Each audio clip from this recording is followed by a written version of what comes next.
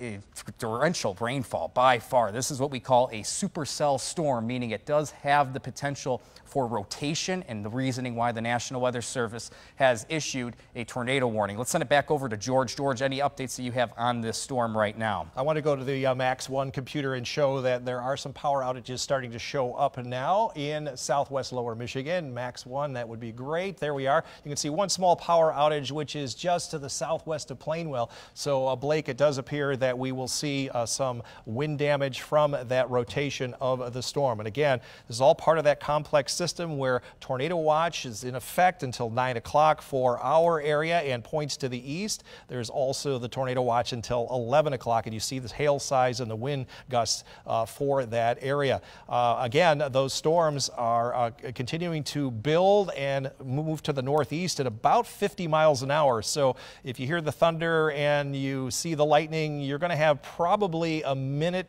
or maybe a little bit longer before the storms start to hit your location. So this tornado warning, we're going to stay on the air until 5:45. Until the warning is canceled or it is extended. We'll continue with our coverage there. You can see the storm is just a fairly large storm. This is what we call a supercell storm. I'm going to zoom a little bit further south. This is northern Cass County. You can see, Blake, the intensity of that cell, and there's starting to show up as a little bit of a hook echo down there. That's what everybody can remember when you hear a hook echo. That means there's possible tornado. I'm going to zoom right in onto that. Yep. That's exactly where that is showing up. And you can jump in anytime there, Blake. Yeah, especially when we look at, we're sampling the winds in our atmosphere in this circle right here. And when we have greens and reds mixed together, we call that a couplet. And that is the potential rotation in this supercell thunderstorm that could be producing a tornado. Again, this is right on the line of Cass and Van Buren County. And this is heading right towards almost just to the south of Decatur, would you say, George? Yes, this is going to be moving right up along the line there. We're zooming in so close, and this radar does update about every 2 minutes or so we could be a little bit behind. You can go jump right in there, but that storm where the green and the red come very close together, that is where we are concerned about a tornado perhaps reaching the ground. Right now it's just radar indicated. Radar indicated. And another thing to just keep in mind when we're looking at a storm so far away from the actual radar to the south and east of Grand Rapids, we are sampling winds a couple thousand feet in the air. And do we have a new tornado warning, by the way? No, they're, Anna, you can jump right in here. Yes, the National Weather Service has mentioned there is a debris ball with that storm that George and Blake are talking about, also known as a tornado debris signature. So that's something we're looking at now, evident when there's a tornado. Yeah, so this is indicating that this might be an actual tornado on the ground. This is what we call debris potential here on our graphics. So there is at least radar indications that there's a tornado lifting debris from the ground upwards. And if you want to take, did you want to take Max 2? Yeah, we can take Max 2 real quickly. Again, this is what we're looking at in terms of the winds. Again, we have the greens and reds inbound and outbound of the radar. And at 5:24, we do have a now confirmed tornado that was located near Decatur, just a few miles southward of the city. That's moving northeast at about 40 miles per hour. So again, this is a radar confirmed tornado based on the velocity sample, so the winds that we're looking at from radar, and also now a product that we looked at indicates debris, which that has indicated from the National Weather Service. This is a now confirmed tornado that is on the county line between Cass and Van Buren County. So if you are in the Decatur area, it is time to head to your safe space, as this is a now confirmed tornado from the National Weather Service. This tornado will be near Decatur at around 5:30, so in the next few minutes, it is now time to head to that space safe. Try to put as many walls between you and the outside of your home. If you have a basement, into your basement, that is the key there. If you do not have a basement, try to put as many walls between you and the outside of your home. This will be near Lawton at about 5:35, so roughly 9 minutes from now. And George, this is a pretty rather robust signature in the way of velocity. Would you agree? Absolutely. I haven't seen it this tight in a little while, maybe back to August, the storms in August last year. Very tight rotation. This radar signature is a minute or two behind, so this could already be perhaps just south of Decatur up in here at the present time. But if you are in that location, you need to be heading, as Blake said, a place of safe shelter. This is also showing that debris ball here on the ground, most likely, or at least it's lofting it up into the radar signature. Grand Rapids is way to the north here, so this is on the extreme southern part of our viewing area. This is the storm of concern right now. Yeah, that is by far, and again, we're looking at trying to find some roads right now. We'll take Max 2, that'd be great. Yeah, we can take Max 2. So we're looking at just to the south of Decatur, so County Road 215, almost into County Road 658.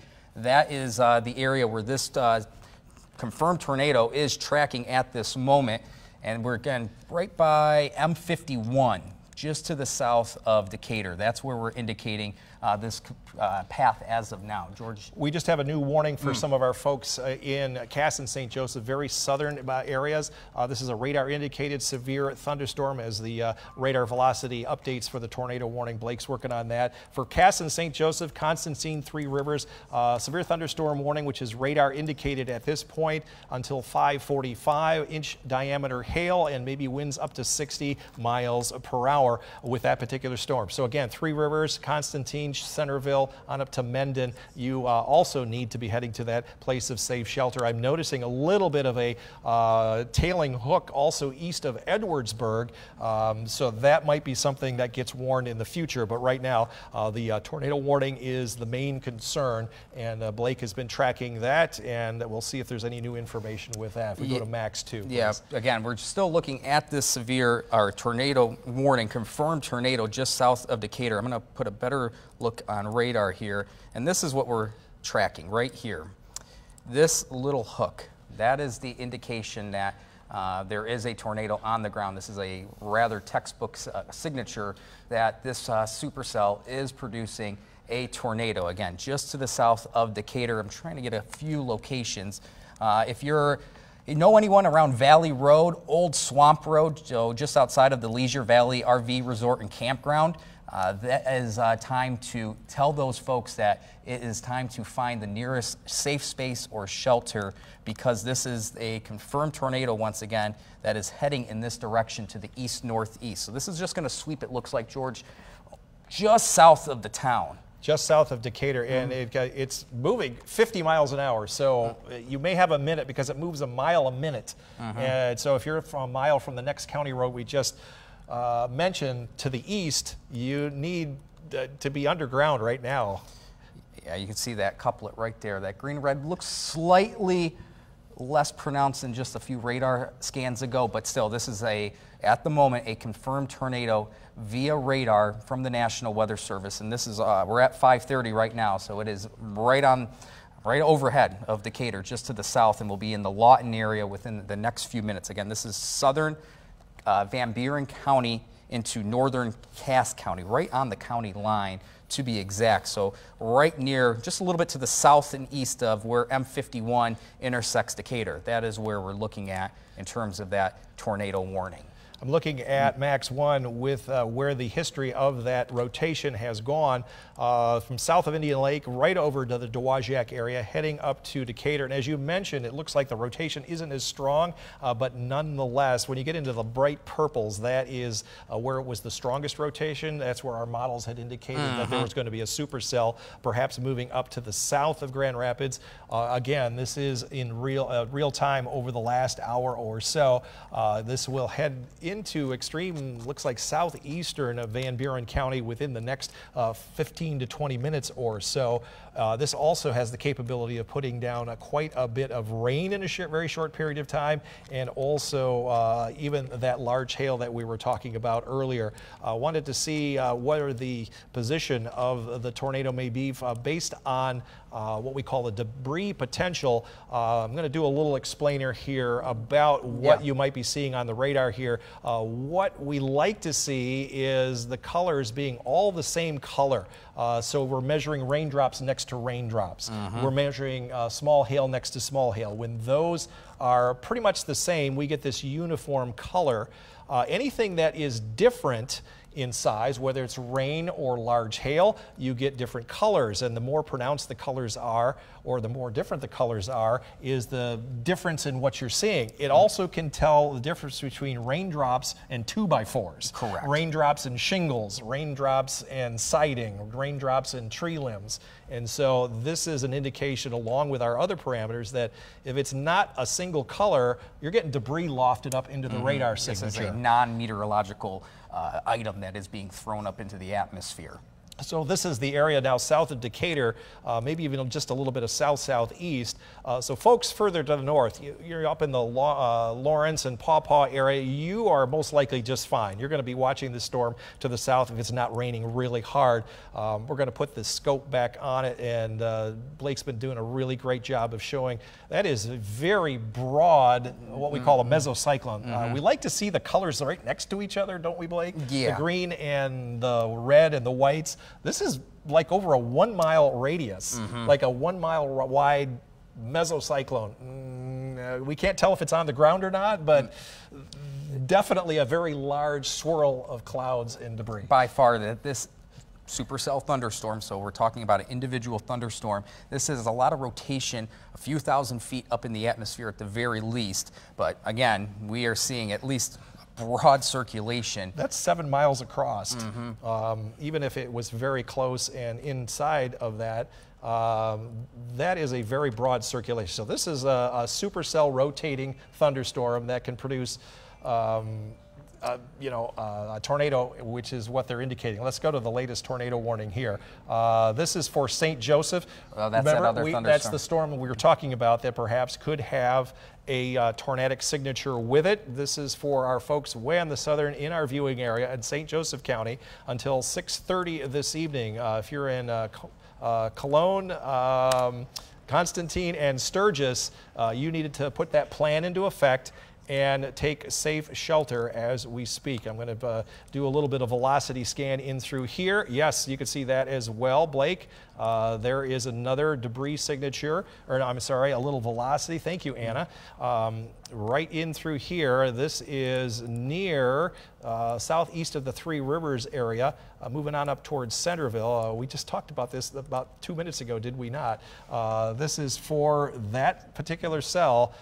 If you're southeast of Three Rivers, up through the Centerville and eventually into the northeastern part of that county, again, heading to a place of safe shelter. You going to track anything else there for us, sir? Yeah, in the Centerville area, about 546. We can take this to max 2. Thank you. So we have 2 tornado warnings ongoing right now. We're going to focus on the one that was just issued. Again, this is in portions of now into, just outside of the Three Rivers area in the Centerville. This is again heading into the north and east. So just a little bit outside of Dowagiac, moving northeast at about 25 miles per hour. I want to make another note about this storm. This is this storm right here, folks, that we're talking about.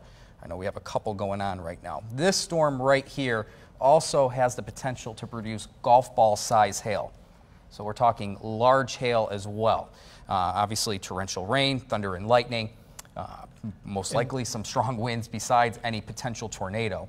And that's for our folks in St. Joseph County, correct? Yes. Let's go back to Max 1. I want to talk about the Van Buren County storm as well. This is that same storm that was an observed tornado on the ground. We're going to turn our velocity on and show you that there is the rotation. Anytime you get the pinks and the greens very close to each other, this particular cell, Blake, has really intensified here, at least in terms of the winds.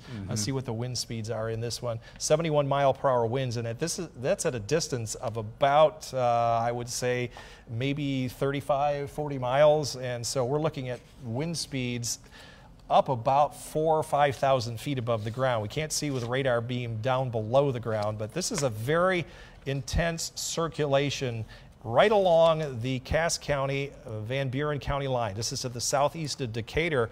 You have a good way of looking right down to the street level there, Blake. This I see is along County Road 569 and County Road 352. Yep. That is where the strongest circulation is, where that storm is heading. And of course, it takes about a minute or two for each one of these radar rotations, so this may actually already be displaced. This is where the actual rotation would be. It could actually be up in this area in the next minute or two. These are moving at a mile a minute, so it only takes, across the county line within seconds. And as you saw from some of the video earlier this year, or earlier this week and last week, these are large, very strong storms that could do a lot of damage in a very short period of time. I'm going to look to see where the debris signature may be. It's located in that same area right here. This debris signature means that there is debris lifted aloft. Don't know what kind of debris, but certainly something different than hail or raindrops. Yep. It is most likely some other kind of debris being lofted in that area. Anything that you want to update our folks with there? No, I think the biggest thing is that, again, if you are in parts of eastern Van Buren County, and I would say now, George, even if you are watching from Kalamazoo County, if you are in the Portage area, the Schoolcraft area, it is now time to head to your safe spot in your home, because even though we do not have a tornado warning issued right now from the National Weather Service, this storm is heading in that direction to the east-northeast. Again, almost at about 25 to 30 miles per hour. So if we just take a simple track right here, roughly in the area where we've seen some of that rotation, again, we're talking, there we go. We have a new tornado warning, George, that just popped up. Let's see where this one is at. We'll go back to Max 1 here. We have a new tornado warning. There you go, Blake, you're brilliant. Tornado warning issued for now counties of Kalamazoo and the eastern part of Van Buren County until 6:45. So the new warning covers a little bit more of Van Buren County up to the northeastern part and a good portion of Kalamazoo County. 183,000 plus folks affected with this. Again, if you're in Kalamazoo County heading to a place of safe shelter, the storm is already approaching. You should have already done your preparations and should be completing those and heading to a place of safe shelter. I'm going to read the. You want to read the warning off? Yeah, I'll read this. So this is now this warning right here. You see on your screen, everyone. At 5:37, severe thunderstorm capable of producing a tornado located near Lawton, about 7 miles south of Paw Paw, moving north and east at about 45 miles per hour. This is now not a confirmed tornado. This is radar indicated. Notice that we've over the last few minutes have talked about how some of this rotation looking a bit more broad in at least coverage, meaning that while this thunderstorm is still having rotation, it might not necessarily be dropping a tornado to the ground, but this is also having the possibility of producing golf ball size hail. So we're talking in excess of 1.5 inches in size of hail, upwards of 1.75 inches to be exact. So this is some large hail, destructive hail, in fact, despite the tornado warning that is currently now in place. And this goes all the way until 6:45. I noticed that back to the west, even though the one in Kalamazoo County is radar indicated, this is still a tornado warning observed, and that's because we're still seeing the rotation. Now, look at this, very strong in the southeastern part of the county. This is as strong a rotation that we normally get here in West Michigan. This is to the east. I think that's M40. Yeah, that's M40. Yep. Near County Road 354 and 352. It is south of Lawton. And this is the reason why the warning was likely issued for Kalamazoo County, even though it was a radar indicated there. It is a radar confirmed tornado here in that part of the county. They're observed with 1.75 inch diameter hail. I'm going to see if there's any debris still being lofted with that. It's a little less, a little more broad right now, but we are still seeing the different non-uniform colors. So there is at least some kind of debris being lofted in that area. This is a very dangerous situation. A lot of lightning with this, a lot of heavy downpours as well. But that is what we are tracking there in South eastern Van Buren County. And I didn't know if you wanted to focus on the one down in St. Joseph County there as well. We have the Three Rivers and Centerville storm as well. Before we get back into those real quick, George, I just want to make a broad look. If we can change over to Max 2, just want to explain what else is going on across West Michigan. Maybe you're watching a little bit away from portions of, again, Van Buren and Kalamazoo County towards the Michigan state line. We do have no other severe tornado warnings, or at least severe thunderstorm warnings to the north. Parts, if you're watching from Grand Rapids, Holland, and Muskegon, a little bit of rain knocking on the doorstep, but nothing severe as of now, at least on the horizon, or at least on the doorstep right now. But it's one of those evenings. Everyone here at home should just remain weather aware. Keep an eye on the radar. And if you have any outdoor plans, probably just a better idea to bring those inside for the rest of this evening, or if just really cancel them because of these active thunderstorms that are ongoing. But we're keeping an eye on also, George, you know, there are a few thunderstorms heading across Lake Michigan. This will most likely impact those a little bit north of Muskegon. We are not expecting any tornado or tornadic properties with these storms here that are crossing to the north of, we'll say, a line between Holland and Muskegon, but something that bears some watching for some strong winds and maybe even some large hail. Again, these storms coming in off the lake, most likely going to impact Muskegon, Rothbury, Hart, and Ludington within the next 30 to 45 minutes. So there's a lot of active weather going on, but our focus still remains these tornado warnings across the southern half of our viewing area, portions of Van Buren, Kalamazoo County, and now into the Constantine Three Rivers area. If you have any other information, George, that you think right now? I was just going to have you go back over to Max 1 here, and just, of course, we have the tornado warnings to the south. Some of them are observed, some of them are radar indicated, but we also have severe thunderstorm warnings that have been issued further to the north. This is for Allegan and Van Buren counties until 6:15. And if we zoom out a little bit farther, we'll be able to see that there are not only that, but also some special marine warnings out over Lake Michigan until 6:45. So these are for our folks that are a little bit closer to the heart of our viewing area, showing that these storms will be approaching the Lake Michigan shoreline within the next half an hour, maybe even a little bit less. These could also contain some large hail. I'm going to zoom in on those storms right to the west of Muskegon to show if those have got quite a bit of hail in it. It doesn't look as impressive as the supercells down to the south, but nonetheless these storm cells could produce hail perhaps up to 3/4 to an inch in diameter as they move to the northeast. So in Muskegon and lakeshore areas, maybe north of Holland, just be on the lookout for some stronger storms moving in later on tonight. There may be a few folks just now coming home and turning on the TV, and we'll talk about the warnings that are going on to our south. The tornado warnings in effect for St. Joseph County, that is going to be until about 6:30 tonight. The cities of Colon and also Centerville, and also further up to the north in Kalamazoo County until 6:45 as well. Tornado warning has been updated. This is still radar indicated. And you can see that hook echo, George. You can really see that. I can. Oh yeah. Whenever we see that figure 8 or that figure 6 right there, that is an indication that there could be some rotation right in through here.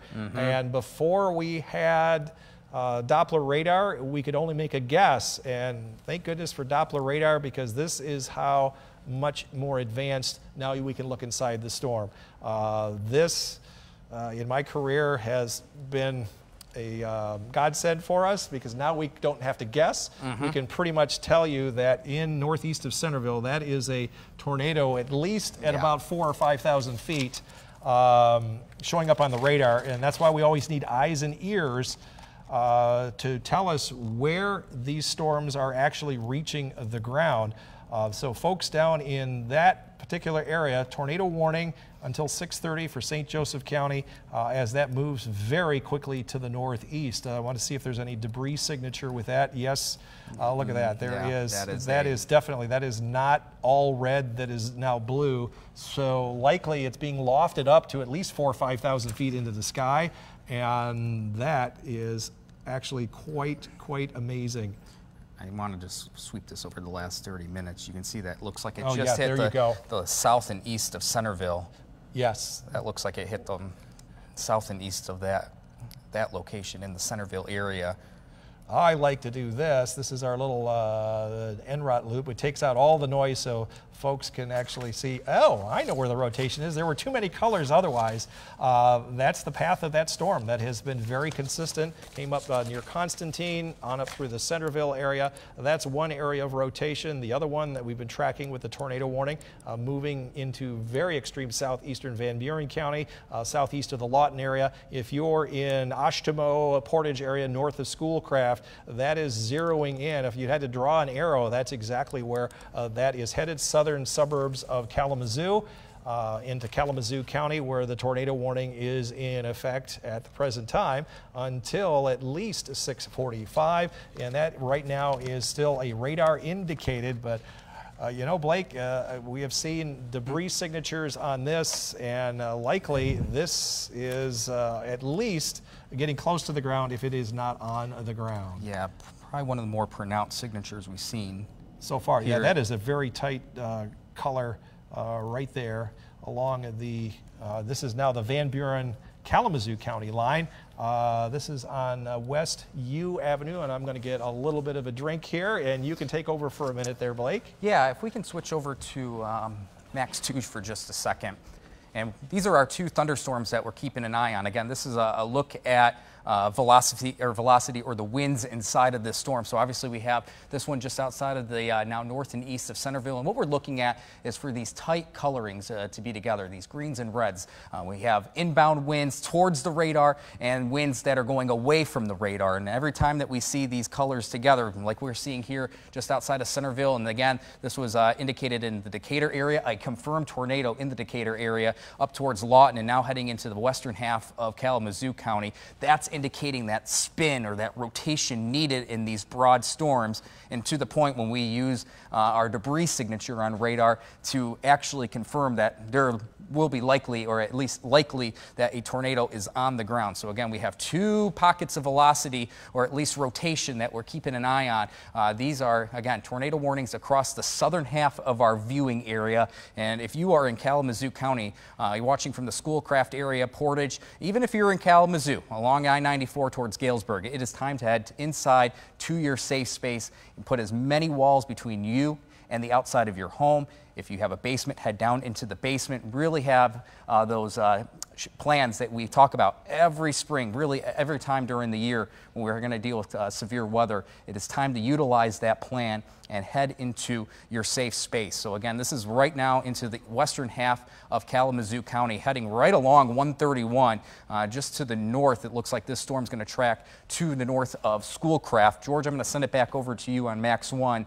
What do you have right now? We have a new severe thunderstorm warning for areas to the south and east of the greater Grand Rapids area. This is for Branch and St. Joseph County.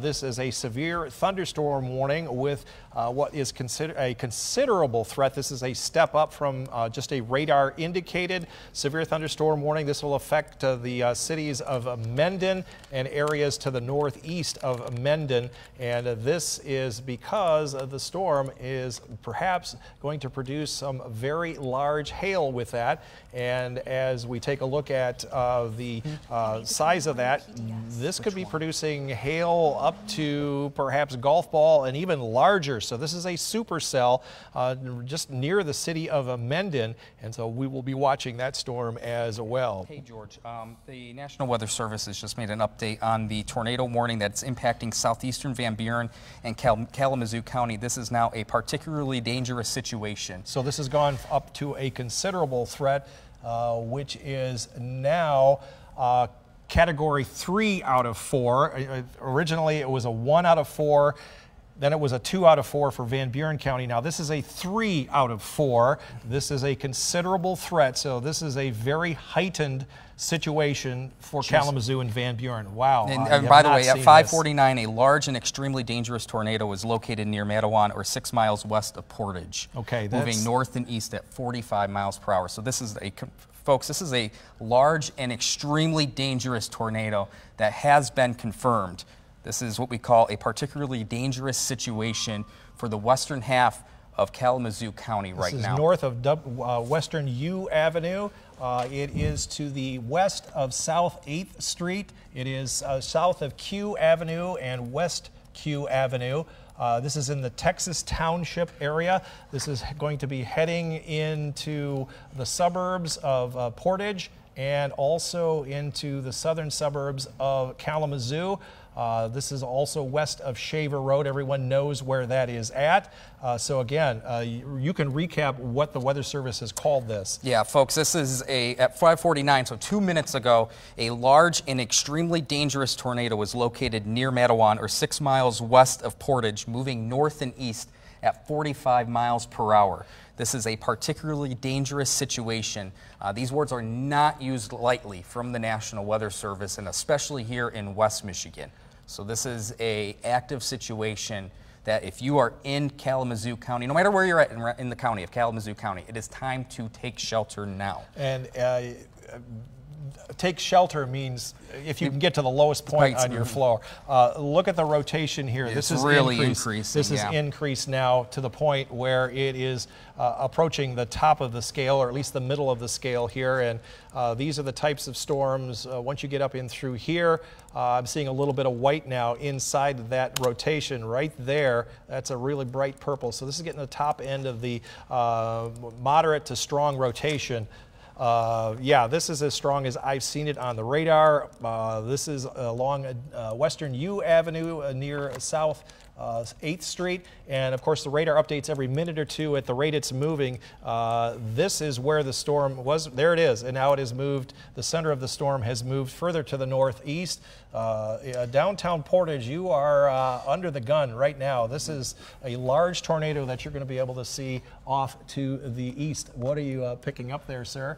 Max 2, if please. we can go to Max 2 real quick. I'm just taking a look at radar. And again, when we look at this broad system right here, this broad storm right in here, we are looking right into where we get the inflow of the storm, winds coming out of the south, and this is what, and on the backside of the storm, winds coming out of the north, and that's what's allowing that rotation. But right in here, that empty signature is very concerning in the Portage area, likely that large and confirmed tornado that is on the ground in the Portage area, just out ahead of that hook echo, George. You notice that? Yeah, absolutely. Searching for where I can go with this. I'm just trying on Max 1 here before you take it. Exactly where that storm is located. There's not a great deal of showing up on the actual what we call reflectivity, where this is where how heavy it's raining and start. It's where you have to actually look inside the storm to get the actual scope of the intensity of this storm. I'm trying to zoom in. Again, this is a minute or two behind, so imagine this is already getting close to 131, which is right here. Even though the exact circulation about 30 seconds to a minute ago was here, I would imagine it's already reaching US 131 and West Center Avenue. This is right on the western suburbs of Portage. So again, you need to be below ground in a place of safe shelter, because this is the most active warning going on right now. And I was thinking that you might have some of the cities that would be located in the path of that storm. I'm going to put that up right now. And Blake is going to get that. There you go to Max 2. That would be great. Yeah, if you are in the Parchment area, Comstock location, roughly within the next 10 minutes, this storm will be overhead. So we're talking minutes. It is now time to head to the safest portion of your home or the building that you are in right now and utilize those severe, or at least those tornado shelter plans. This will be in the Galesburg area, at least in the vicinity of this area, roughly at around 6:11. So we're talking 15 minutes from now. If the storm continues to hold its strength, Gull Lake 6:18 and possibly into the Battle Creek area at 6:29. I think it's one of those situations that we are. Oh, we're gonna, 1 second, we're looking at our Calhoun County, Michigan Emergency Management tornado on the ground southwest of Leonidas, heading west toward Liddy Lake Campground. That's a spotter indicated, so a tornado on the ground. That was as of 5:54 southwest of Leonidas, heading west toward Liddy Lake Campground. This was a spotter report. So again, confirmation of a tornado on the ground. in the Calhoun County area. I think it's the Calhoun County Emergency Manager that issued that. That is correct, yes. Okay. And George, that one is the actual, the storm that is in the southern, the second storm that we're talking about. I'm going to zoom this out on radar. This is with this storm right here to the south. Okay, that's that particular storm there. That's the one you're talking about. They just issued a new severe thunderstorm warning, and that is the tornado warning, waiting for the new warning to come in to, this is for Calhoun County, and we're going to jump into that one right here. And this is a new warning until 7:30 this evening, and this will be for Calhoun County. And that actually has not shown up on our maps yet, but I'm going to let you know that this is going to be due to golf ball size hail and 60-mile-per-hour winds. So both of these thunderstorms, the tornado warned thunderstorms, are now under a PDS tag. Explain what PDS stands for. So this is a particularly dangerous situation, meaning that this is a life-threatening situation, as both of these thunderstorms, look at the hook echo, by the way, both of these thunderstorms have a confirmation of producing a tornado on the ground. You see both indicators of rotation. You can see that southern storm, that is the one in portions of St. Joseph County, and then one to the north now into Kalamazoo County. These are two separate supercell thunderstorms producing a tornado on the ground. And in fact, the one that has been in Kalamazoo County, this was a large and extremely dangerous tornado. So we're not talking a spin-up tornado. This is a large, dangerous tornado on the ground. This was a Category 3 out of 4.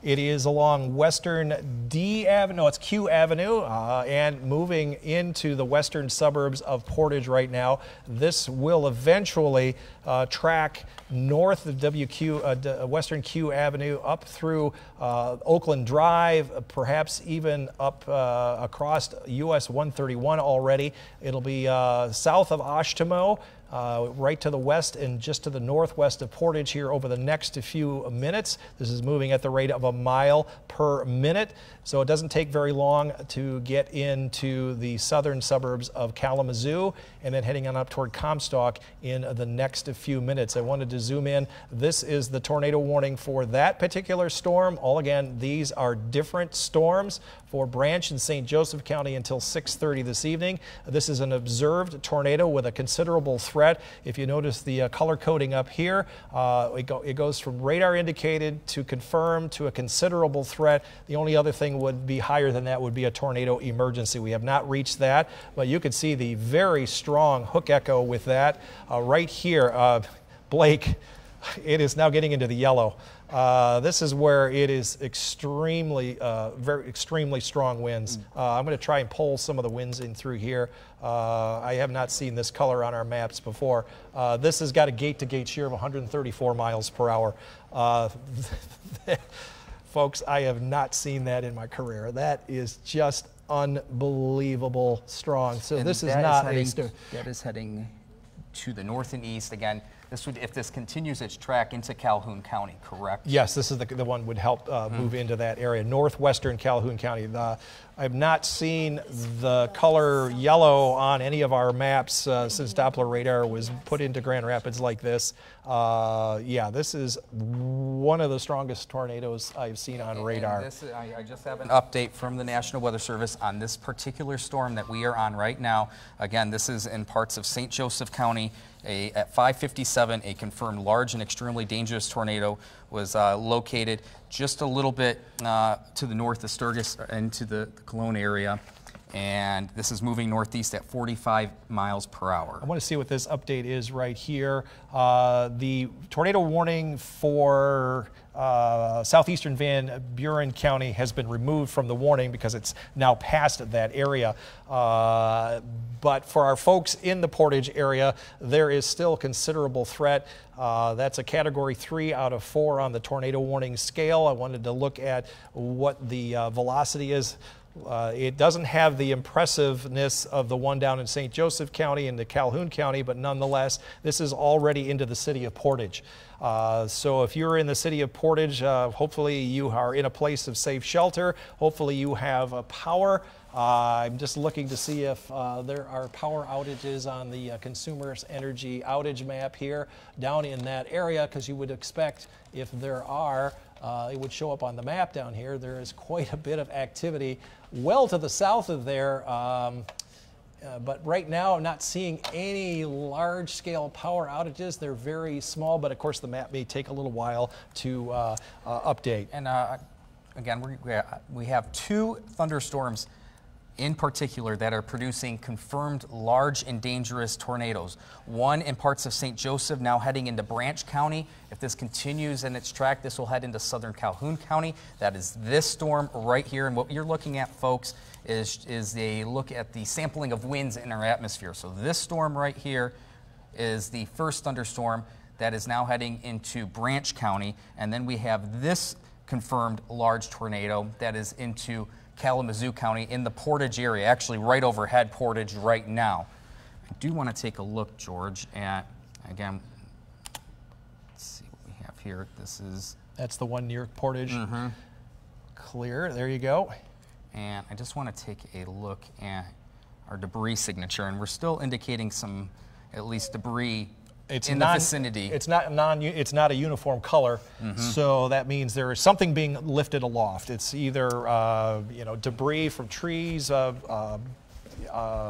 shingles, those kinds of things. It is not necessarily all rain at the present time. But again, that is the warning down in Kalamazoo County. And real quick, George, if you can take me in front of the wall here, I want to go back to Max 1 actually, in terms of that debris signature. What we're looking at here, when we see this general shade of, let's just call it red or pink, that is indicating that we have at least meteorological items falling from the sky. Rain, could be hail, for example. When we see those other colors, such as these yellows, a little bit of green indicating that's popping up, these are non-weather signatures in our atmosphere, and this could indicate debris being lofted in our atmosphere, and is a big reasoning why the National Weather Service went ahead with that tornado warning. And we do have confirmation again from actual weather spotters that this has been a large and dangerous tornado on the ground. This is right in the Portage area, a little bit just south of Kalamazoo. And again, this is traveling north and east. So if you are in Galesburg, Gull Lake, for example, it is now time to head inside.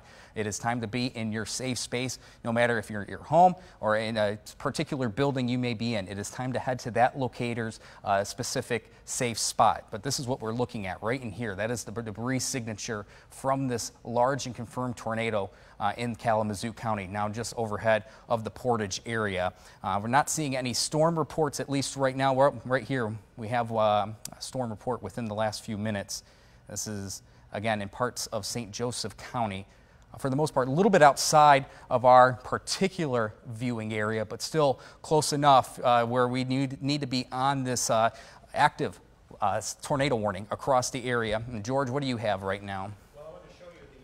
Reports that were showing up down in portions of St. Joseph County. This is near Mendon. This is a confirmed tornado in Mendon at 5:50, and I understand we got some video from some folks in Colon. You can see that mesocyclone, large wall cloud, very close to the ground, quite a bit of a distance, but that is the storm that is producing the tornado on the ground, and that is some very interesting cloud cover. Looks more like debris cloud cover. Say that again, Roger. Okay. Kenwood Pictures, I guess, is the folks that took this video and this photo. That's amazing video, even from that distance.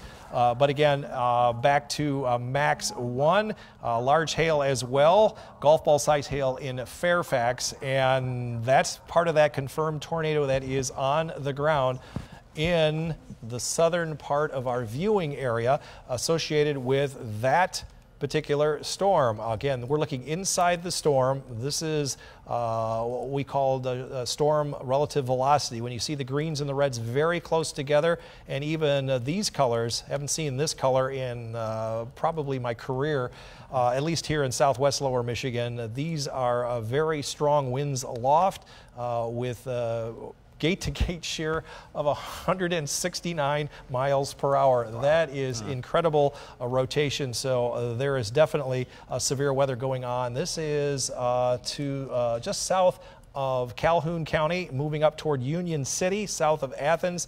This is very clearly likely being able to be seen on the ground. Wanted to look at the new warning that has come out for portions of Kalamazoo County. This is the warning for much of the southern and eastern part of the county, including the cities of Galesburg, Kalamazoo, Oshtemo, with that very large storm. This is a considerable threat, tornado, radar indicated storm, and that is a Category 3 out of 4. We have an update on that particular thunderstorm right now in Kalamazoo County. Again, this was at 6:05, so within the last minute. This is still a confirmed large and extremely dangerous tornado located over the heart of Portage, now just to the east as we update radar, moving east at 35 miles per hour. So in the Galesburg area, 6:15, roughly around that time. So it's a matter of 10 minutes or less now, heading into really portions of eastern and northeastern Kalamazoo County. Near Sprinkle Road. Everyone knows where Sprinkle Road is. I know where Sprinkle Road is. It is just to the east of, or right over Portage Road, to the east of there, in fact, south of East N Avenue. And in fact, this is almost heading right overhead the Kalamazoo Battle Creek Airport.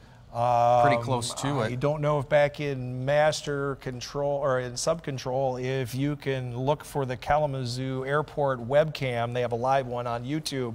Might be able to feed it in there. So if this is going to be going right over the airport there, that is certainly a possibility. We have a Western Michigan camera that we could probably pull up, but I'm not exactly sure if it would be able to be seen. I'm going to try that. And we could get a live view from that Kalamazoo Battle Creek Airport YouTube camera. That would be great. This is the view from Kalamazoo. Okay, they're telling me the YouTube camera is offline, which probably would make sense, but this is the view from the Kalamazoo Airport, or Kalamazoo, Western Michigan location. I don't know if we can see anything on the Battle Creek. Nope, not quite yet, but again, that's the crazy part of that storm. We're going to go back to hopefully where that storm is moved into.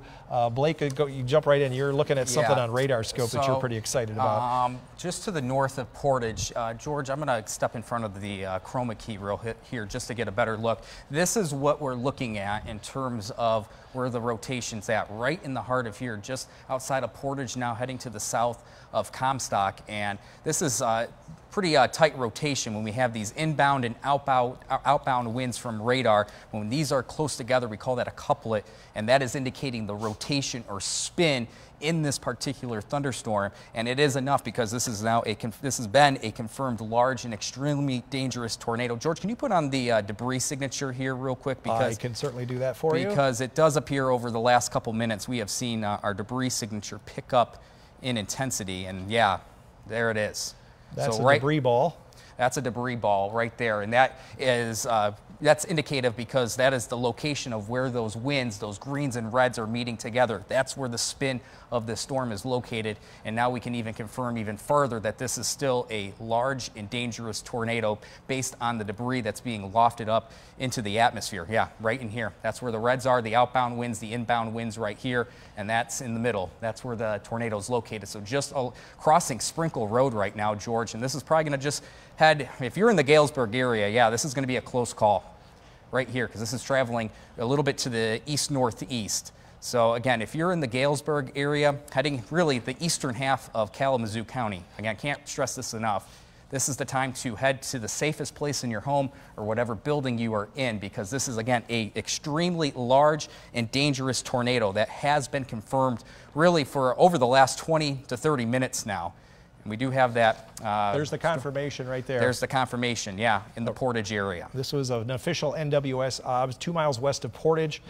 Confirmed tornado touchdown. Time was estimated from radar. So going back to where the signature is right now, that is the storm that is now continuing to produce perhaps a tornado on the ground. Folks in Portage, I hope you are safe. I hope you have power. You got any neighbors to the north and east in the Galesburg area, northwest of Climax? This is how the storm is going to be progressing. I'm going to put a timeline on this. If I push it off to the northeast, you can see it'll reach the Galesburg area around 6:19, which is in about 10 minutes or so. Charleston Township and the Fort Custer State Park at 6:25. This is across the heart of Kalamazoo County, where the tornado warning remains in effect. This is a considerable threat from a tornado. We're going to zoom out a little bit, show you the wider view. This is a Category 3 out of 4 tornado warning alerts. This is just one below a tornado emergency. This is an observed tornado on the ground, and warning will be in effect for about another 50 minutes or so, or at least until it crosses over into Calhoun County. And George, if you stop radar real quick, you can still see that signature of what we call a hook echo, at least hooking on the backside of that storm, where we're having winds come in, what we call inflow, and still having winds on the backside, and that's what's creating that rotation right in here, just now outside of the Portage area, that's heading towards probably a pretty close call towards Galesburg within the next several minutes. So again, right over Sprinkle Road, and here's the next radar scan. Next radar right scan. Here. Yeah. Notice that this is still really tight, George. Eastern N Avenue heading toward Eastern MN Avenue. I do love how they name the roads down in Kalamazoo County. They're my favorite. And I'm looking at some gate-to-gate shear. Not quite as impressive as it was earlier. Nonetheless, this is up to 50 miles per hour or higher. That is a 132 mile per hour gate-to-gate shear right there. Yeah, so this is some strong rotation still in this storm. Again, if you are in the Galesburg area, it is time to take cover. George, what do you have right now? Anna just is going to hand me this and tell me what's going to happen here. The tornado warning remains in effect for which county then again, Anna? The tornado emergency is for Northern Branch. This is for Northern Branch County. This is a tornado emergency. This is a Category 4 out of 4 for a tornado. It's this one right here. Okay, this is, I'm gonna put the warning on it, and yeah, the information that is just coming out. Here we go. That's the one right here. Is this the one? Yeah, yes, this is the one. Union City. Yep. Union City, this is the tornado warning. It's in effect for Branch County until 6:30. This is Union City. You can see in the upper left, the threat is considered a catastrophic. This is a tornado, a particularly dangerous situation. I guess they do have one other category above that, considerable, catastrophic, and emergency. So this is a catastrophic threat for the areas just south of the Calhoun County line. So if you are up in the Teconcha area, especially Union City, this is a large and dangerous tornado on the ground. It is now a Category 4 out of 5, I guess, or 5 out of 5. As you can see, the colors in through here indicating gate-to-gate shear of at least 68 miles per hour. I'm going to clear that off the screen. 79 mile per hour winds. Going to pull a couple of more of these as my colleagues are showing us different information here. Yeah, real quick. Roger, what were you saying again, real quick? This is going to be in the Colon area of... We're going to have new video from the Colon area pretty soon. Okay, that sounds great. I'm looking at all of the gate-to-gate shear, over 90 mile per hour winds. And again, this is at about 3,000 or 4,000 feet above the ground. This is a tornado catastrophic warning, at least a 4 out of 5. This is a particularly dangerous situation. You have a different look at another tornado warning down in that area. This is for what county? This is for... This is for Branch County until 6:40 count. This is another tornado warning. I'm going to look at the inside of that storm. I just want to go back to that, the one to the north. This is just the latest update from the Weather Service because okay, this is the one by Union City. This is still a confirmed large and extremely dangerous tornado that's located near the Burlington area. I noticed that they issued just a warning just to the north of there. I don't think it has printed out yet. This is a tornado warning now for Calhoun County. Has that warning actually come on out? Yes. Oh, that's the one you're reading. Go ahead and read it. Yeah, this is the one right now. So this is at 6:13. Just a few minutes ago. This is another confirmed large and extremely dangerous tornado located near the Burlington area or 9 miles north and west of Coldwater. So again, we have several, more than one, confirmed large and dangerous tornadoes on the ground. Unbelievable. Right here is this is tornado number 1 of 3 at least. This is near Union City. That is the one there. We are still tracking this one, which is in Kalamazoo County. Yep. I apologize. Going to be moving up south of Galesburg or very close to it. All of those are tornadoes on the ground under supercell supercell storms. And there's yet a third one that is a little bit farther to the south and west of Coldwater. You can see down through here, all of these moving fairly rapidly up to the north and east. One more look at the tornado warning down here to the south. Radar indicated storm for Branch, Hillsdale, and Steuben County, Indiana. Real quick, George, it does look like we have some video from the Colon area. Wow.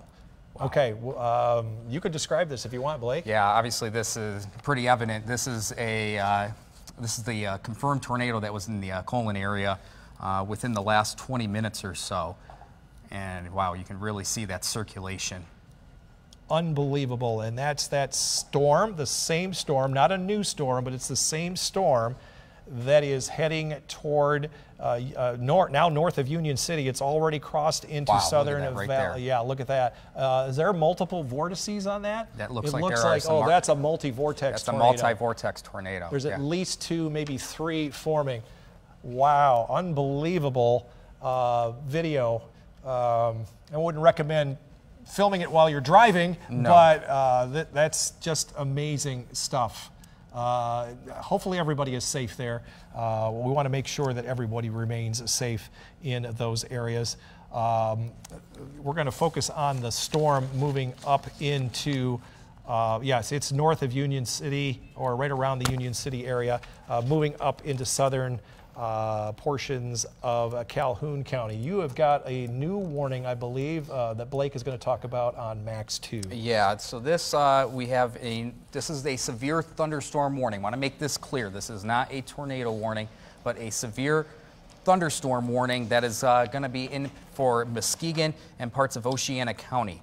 These are some of the thunderstorms over Lake Michigan within the last hour or so. We talked about this a few minutes ago.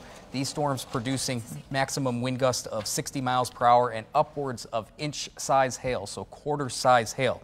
No tornado indicated with these storms, nor do we think that there would be any rotation with these storms as of now, but still a severe thunderstorm warning now in portions of Muskegon and Oceana County. I'm going to just step in front of radar real quick in front of the Next one, you can see that new reports are coming in from the southern part of our viewing area. We have the tornado confirmed down in the Mendon area, which was right around 5:50. Also confirmed a tornado sighting in the Leonidas area. We talked about that. The confirmed tornado in west of Portage. That was right around 6 o'clock this evening. And some very large hail now showing up. Also golf ball size hail in the Fairfax region, and also tennis ball size hail near Leonidas. We also have this warning that came in, or at least this report of severe weather in the Portage area. I'm going to actually do a little bit more, show you a little bit more what's going on with the stuff near Portage. Yeah, can we go this back to had next large quick, trees guys? Down, power lines down, shingles scattered around, possible tornado at the time at 5:55 p.m. And I heard, Blake, you want to go to over to Max 2, correct, sir? Yeah, that was up. Now we're back to Max 1 real quick. Sorry about that, George. That's okay. We can talk about the warnings in Muskegon County, but again, the real strong storms that are occurring right now are in the Kalamazoo area, continuing pushing to the north and east, where there is a catastrophic warning for the northeastern and eastern part of Kalamazoo County as the storm has produced a confirmed tornado. It is just about in the Galesburg area, crossing 94 right now. Eastern Michigan Avenue coming out of Galesburg, South 40th Street are the boundary lines. That's M96. As opposed to I-96, M96, going to be heading up toward Eastern Q Avenue. Again, if you're in Galesburg, you're already getting hit very hard with this storm. Charleston Township, Fort Custer State Park, if you know any folks that are camping there, they need to be gone. They need to be someplace besides in their campground or their tent. They need to be in a place of substantial shelter, hopefully below ground. This is pretty much overhead of the Fort Custer State Park. Absolutely, heading in that direction anyway. Want to put at least a little bit of a last 15 minutes on this. Radar scans take about 1 to 2 minutes to update, so these are moving at the rate of about a mile per minute. And I know that's going very, very fast, so we'll slow that down just a little bit. And as you can see in the last 15 minutes how that has progressed. We can also put a timeline on with our rotational loop. For a while there, we were seeing some very strong indications right up into this category, into the hot pink. And it looks like that is yet to update, so this is a little behind actually the storm velocity radar, showing where the strongest rotation is right to the south, right in the suburbs of Galesburg, if you want to call it that. Again, if you're in the Fort Custer State Park area and western suburbs of Battle Creek, you need to be into your safe shelter location right now. Yeah, and the big thing too, if you are to the north and west of Battle Creek in the Springfield area, let's just already head to that safe space of wherever you're at. You are already under a tornado warning at this time, I believe. Yeah, under Calhoun County. So look at the structure of this storm. Yeah, it's just absolutely amazing. Calhoun County, you are going to have 2 active tornado warnings at the same time. I don't think I've ever seen that, Blake. 2 tornado warnings, because there's 2 separate cells. This is the one here moving into the southern part of the county, near Tecontia, west of Tecontia, and there's this one that's going to clip the areas of Battle Creek to the northeast of Battle Creek, or eastern western Battle Creek suburbs. I know we have this active situation. I do want to go back. Can we go back to Max 2 real quick to the folks in the back? We have a new severe thunderstorm warning. This is for Berrien County, but this is heading back into the same locations close to that just dealt with the previous confirmed tornadoes. And look at that storm back to the west, George, in Berrien County, kind of showcasing a little bit of that hook signature to it. And actually the National Weather Service has put a tornado possible with this storm. These storms reloading again in portions of Berrien County that's heading towards the Cass Van Buren County line, so north of Indian Lake towards Sister Lakes, for example, and to the Decatur area if this holds its strength. You can come back to Max 1. Yeah, I've got to zoom in on that cell that you were talking about. Max 1, please. And you can see that there's the rotation. Not as impressive as the other ones, but nonetheless, this is the severe thunderstorm warned storm right in through here. And that is, all of these are what we call discrete supercell thunderstorms. So they're just reloading. The atmosphere is reloading. Could produce another spin up of a tornado, even though we are tracking the stronger ones in the Kalamazoo and Calhoun County areas. I don't know if you want to continue to track those. I can see there are the 2 that we're really concerned about. About a minute or 2, this will be updating again. This is crossing I-94 east of, or right near Galesburg, heading maybe just south of the Fort Custer State Park. But this is Battle Creek right here. So in the next, about 45 minutes or so, let's put a track on this, Blake, showing where it is now. I'm going to kind of guess it's probably right about here. We're going to put it in through here. When does it reach downtown Battle Creek? 6:36. So about 10 minutes or so. Yeah, sorry, I'm just having a, trying to think while I'm on my feet. It looks like it has now moved Again, as we said, it has moved in the last radar scan. It's right over I-94 along eastern Michigan Avenue, which is a little bit further south there. And it does look like, George, this latest radar scan, a little bit more loose, broader in the way of rotation. Those greens and reds not as tightly compacted as what we've seen previously, but still a dangerous situation, of course. But that, if there's a silver lining here, it does look like some of that rotation, that storm, at least not as strong as what it was showing a few minutes ago. Nonetheless, it's still a very dangerous tornado. It's a considerable threat. That's a 3 out of 4 or 5. And we have a radar report of 4-inch diameter hail in Union City, measuring upwards of 4 inches. That is from a spotter. And I can't imagine what size 4-inch hail looks like. Is that about the size of a DVD? People know what DVDs are still, don't they? This is 4-inch size hail is softball size hail. So yes, okay. Yeah. There it is, softball size hail. Wow. Unbelievable. My daughter played softball, so imagine getting hit or property with that. That is from Union City, right along the southern Calhoun County line. All part of that same supercell thunderstorm moving through those areas. I want to go back to the velocity scan to show you that right over the city of Teconcha right now is where that storm is got the strongest rotation. Got to keep in mind that the radar beam goes out from the radar, the ground curves and goes lower. So this is probably at a distance of maybe 30, 40 miles, and it's about 3,000, maybe 4,000 feet up in the air. Anything below that, we need eyes and ears to give us confirmation of what's going on below that. And that has got gate-to-gate shear of 47 with a inbound and an outbound of about 60 miles an hour. That's gate-to-gate shear of 35. And we have an update or a new tornado warning. I want to see what the update is. This is the update for that particular storm. That's the one we're talking about. Let's put the radar severe velocity on that. That is that storm near Galesburg.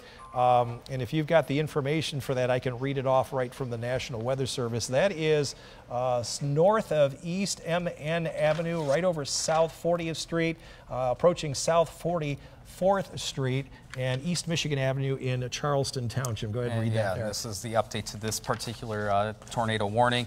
Severe thunderstorm capable of producing a tornado near the climax area or 7 miles west of Battle Creek, moving east at about 30 miles per hour. So this is no longer a situation where there's a confirmed tornado on the ground. This is just radar indicated now in the eastern half of Kalamazoo County. So again, the climax area, this is now to the east of Galesburg. This is heading towards western Calhoun County, just to the west of Battle Creek. But it is all about this thunderstorm. This is a separate thunderstorm that's still producing that large and dangerous tornado. There are so many multiple locations for possible and confirmed tornadoes. This is number 1 right here. That's the one that Blake was just talking about. This is the number 2 storm right here that's moving into Teconcha. There's the other number 3 tornadic cell down near Coldwater. All of these moving northeast at about 45 to 50 miles an hour. All confirmed tornadoes. All could be causing damage and certainly putting people in their shelter locations, and hopefully you are safe. Do you have an update on any of the warnings to the west of us here in Grand Rapids? So real quick, I just want to focus on let's go to Max 2 real quick. We do have a severe thunderstorm warning in place. A severe thunderstorm warning, not a tornado warning, a severe thunderstorm warning for Muskegon and Oceana County with the main hazard of 60-mile-per-hour wind gusts and hail upwards of 1 inch in diameter. So we're talking quarter-size hail. These storms came from Lake Michigan, or traversed their way through Lake Michigan. This is moving eastward at about 40 miles per hour. So if we time this out here, again, this is already on the doorstep of Muskegon, but if you are in the Fremont area, Newaygo, for example, within the next half hour, Grant, as this travels towards parts of Newaygo County, again, this is a severe thunderstorm warning with wind gusts in 60 miles per hour. Here's our Muskegon camera right now, and you can see that storm coming through right over the heart of Muskegon right now. And we have another update. Let's go back to Max 1 real quick. And update for the folks in Kalamazoo County. According to the statement I just handed Blake, it looks like the tornado warning for Kalamazoo County has come to an end. Has come to an end, although this is the warning, I think. This is the one for Kalamazoo County. This one likely is expected to be canceled. Or it has been canceled, according to the National Weather Service. Still seeing some rotation in there, not quite as broad though, and it has weakened a bit. But if you're still in the western suburbs of Battle Creek and into northeast or northwestern Calhoun County, that is still an area of concern.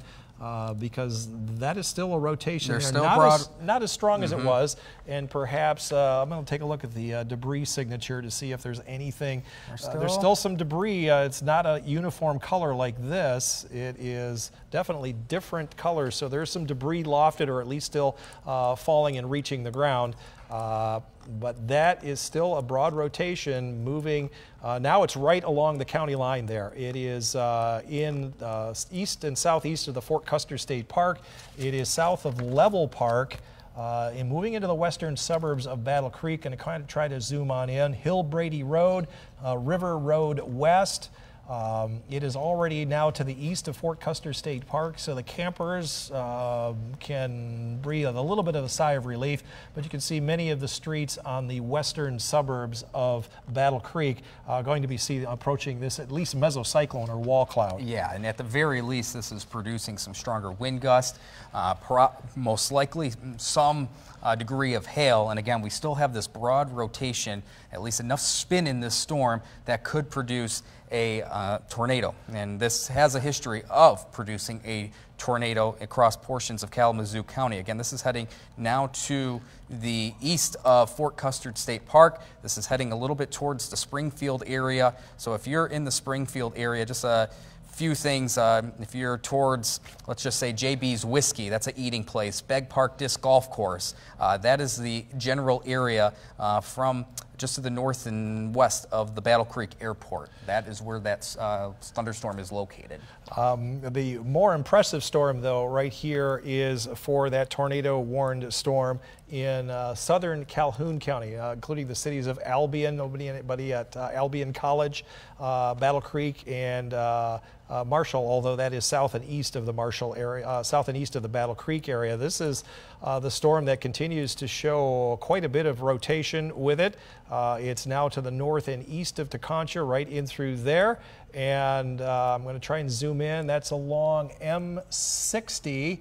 And if you drive that route from Teconcha up toward, is that 23 Mile Road? It does look like that. And into Concord, which is southeast of our viewing area for the most part. This is the storm that is still showing considerable rotation. It's east of 69. If you've ever taken 69 out of Lansing down into Indiana, that is just to the east of 69, east of Teconcha. There's probably some debris being lofted, not as much as was indicated earlier. Nonetheless, I'm sure there is at least some left over from that storm as it's been moving up out of the Cass County, Branch County, through Teconcha, and now up along M60. This is well south of Marshall. Again, a very, very dangerous storm in that area. Yeah, and George, I know this is getting a little bit out of our viewing area pretty shortly, but if you have friends or family in the Jackson area, let them know that this storm is heading into their direction to the east. This is, again, that still confirmed tornado in parts of Calhoun County, the eastern half of Calhoun County, that's now east of 69, just to the south and east of Marshall. This is heading into Jackson County, so if you have friends or family in the Jackson County area, not a bad idea to give them a simple text, ring of the phone to let them know it's time to be aware that there is a dangerous thunderstorm heading their way. I'm still concerned about the folks in Battle Creek with that storm. Did you want to take a look at what's happening just to our west for the folks in Muskegon and Holland, just to reassure those folks that those storms looks like they've already come on shore there? Okay, we have a picture of hail from Montague, and yeah, producing at least some marginal hail. to the point, yeah, this is that severe thunderstorm warning that's in place for Muskegon and Oceana County, most likely occurring within the last few minutes. And there's our Muskegon tower cam as that storm is right overhead right now. Again, this is a severe thunderstorm warning for Muskegon and Oceana County. We can take Max 2 real quick. There it is.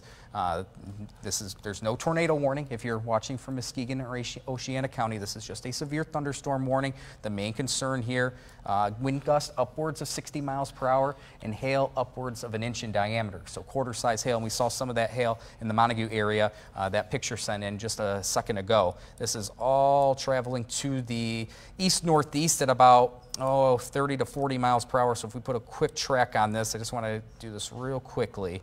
Again, this is heading towards mostly Newaygo County. So if you're watching from the Fremont area, even eastern Muskegon County, Wolf Lake, Twin Lake, yeah, this storm's overhead.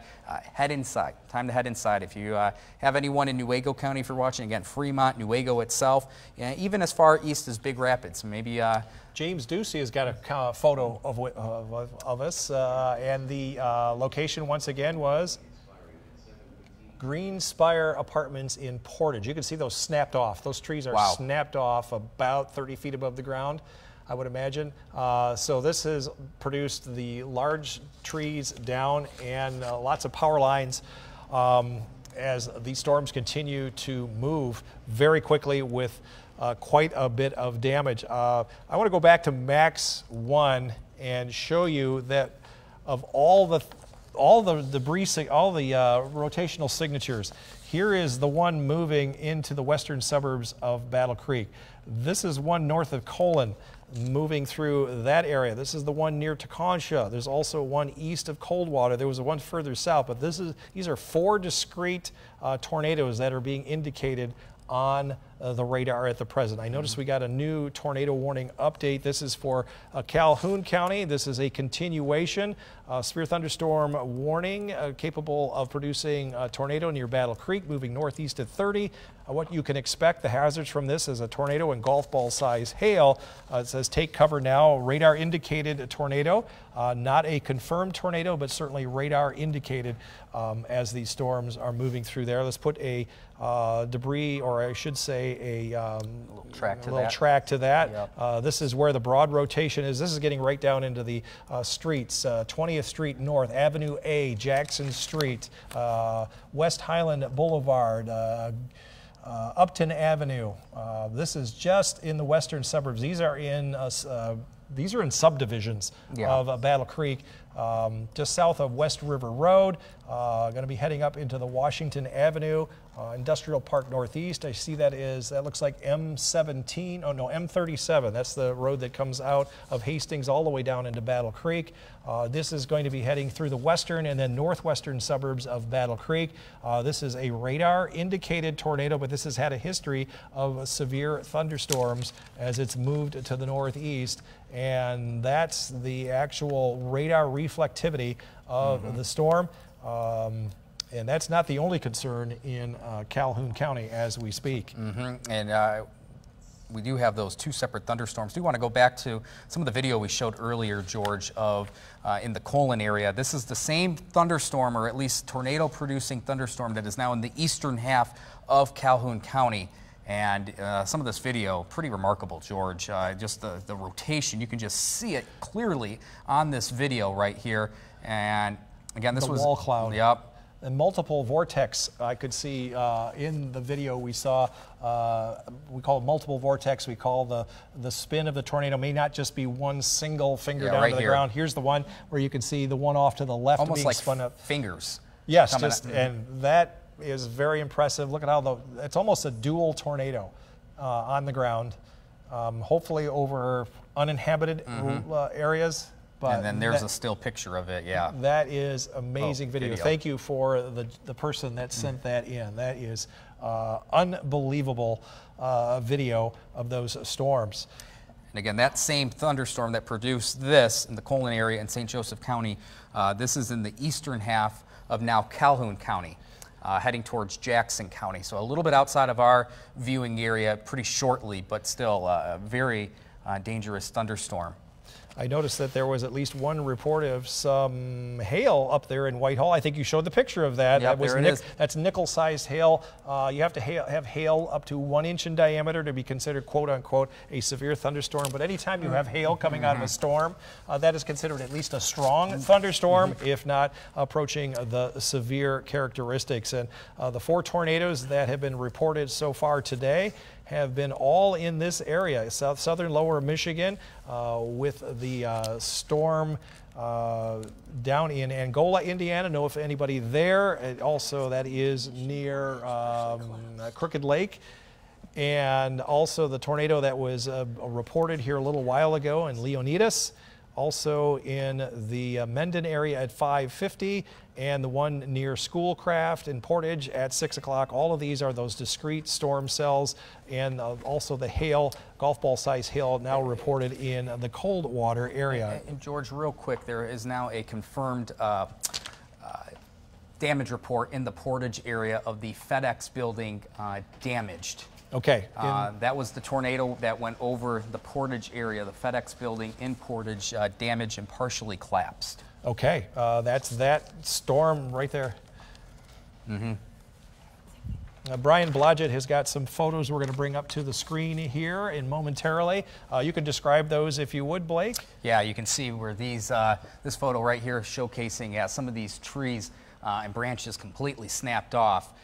Indicating that at the very least we're talking straight line winds, but based on what we're seeing from radar over the last 2 hours, that this just confirms more. And look at this photo, George. You can see, part of the shingles roof. Off. That's probably what contributed to the debris signature that we showed you. This is where it was a non-uniform color. We saw the greens and blues together. When you lift raindrops and compare them to shingles, they don't look the same, so it puts a different color in, and that's probably what was being lofted into the air. On Max 1, we got a little bit closer look at where the tornado touchdown was, kind of right in through there. Probably not right in the middle of that lake, but that is probably very near where the FedEx Center was. That is that particular storm there. That is just the radar indicated OBS. Nope, this is the one thunderstorm wind damage also there. It perhaps has not made it into the National Weather Service database yet, but nonetheless, unless the terminal is way over here, which I don't think so, the FedEx terminal, this is wind damage there in Portage, 3-foot diameter trees down. Also here, this is where the FedEx building is. I'm having it in Kalamazoo. This is where the FedEx building is with the damage. That's being shown right here. So this is on Portage Road, north of South Westnedge and South Sprinkle Road, west of there. That is the FedEx building damage, possible tornado. I think that is probably a likelihood. Yeah, pretty close to the Kalamazoo Airport. Absolutely. And the Kalamazoo Airport went offline here for a little while, the airport camera. Wanted to see where the storm was up near Battle Creek. We still have folks watching us in Battle Creek. You can see that is still right on the western suburbs. I'm waiting for a radar update. I want to see if this will jump out of this. I love that little thing in the corner, but it's covering up all my stuff. There we go. That's what I'm looking for. That is the rotation in the western suburbs, the subdivisions of Battle Creek. Just west of downtown. Of course, this was a few minutes ago, so I'm thinking, Blake, that this rotation is probably now just in through here, right over the city of Battle Creek. This was a few minutes ago, so this is moving rapidly in this direction. Northern Calhoun County, you're still under that tornado warning until about 6:45. Here comes the next radar scan. It's partially completed. It will get there in one more rotation scan. And 3, 2, 1. Here we go. Yes. Yeah. Now it's there. Yeah, right over downtown Battle Creek. That is unbelievable. M66. Emmett Street, North Avenue, Gorsline Road, Verona Road to the east. This is going to be north of Brownlee Park as well, north of Sunrise Heights, as it continues to spin its way through downtown Battle Creek. Yeah, this is now crossing right around M66 to the east now of Bailey Park. for those familiar in the area, a little bit north of Brownlee Park as well. Looks like we have a new severe thunderstorm warning, or an update anyway. This is for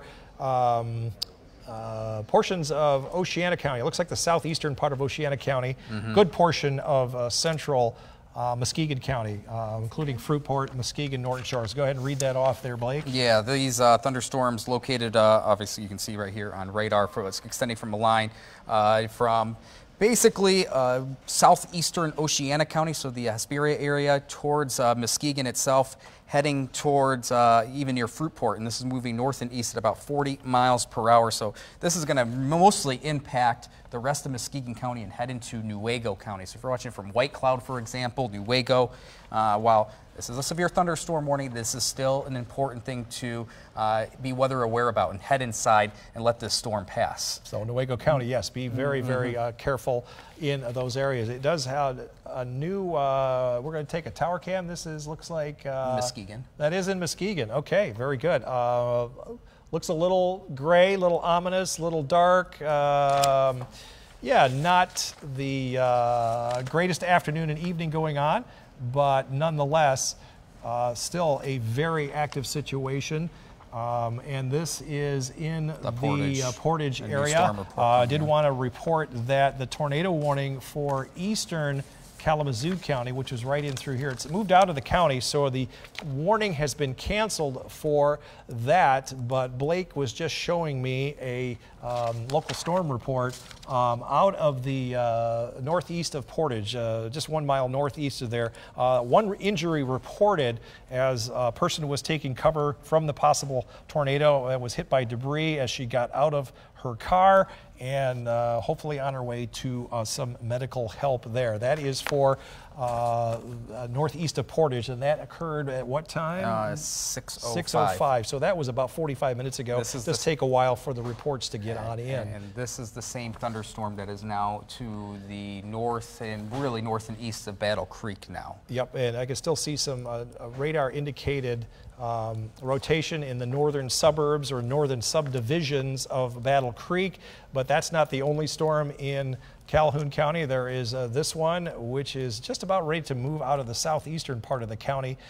This is south of Albion, east of 23 Mile Road, and north of right along M60 near M99. Those are all in Albion Township, south of Albion.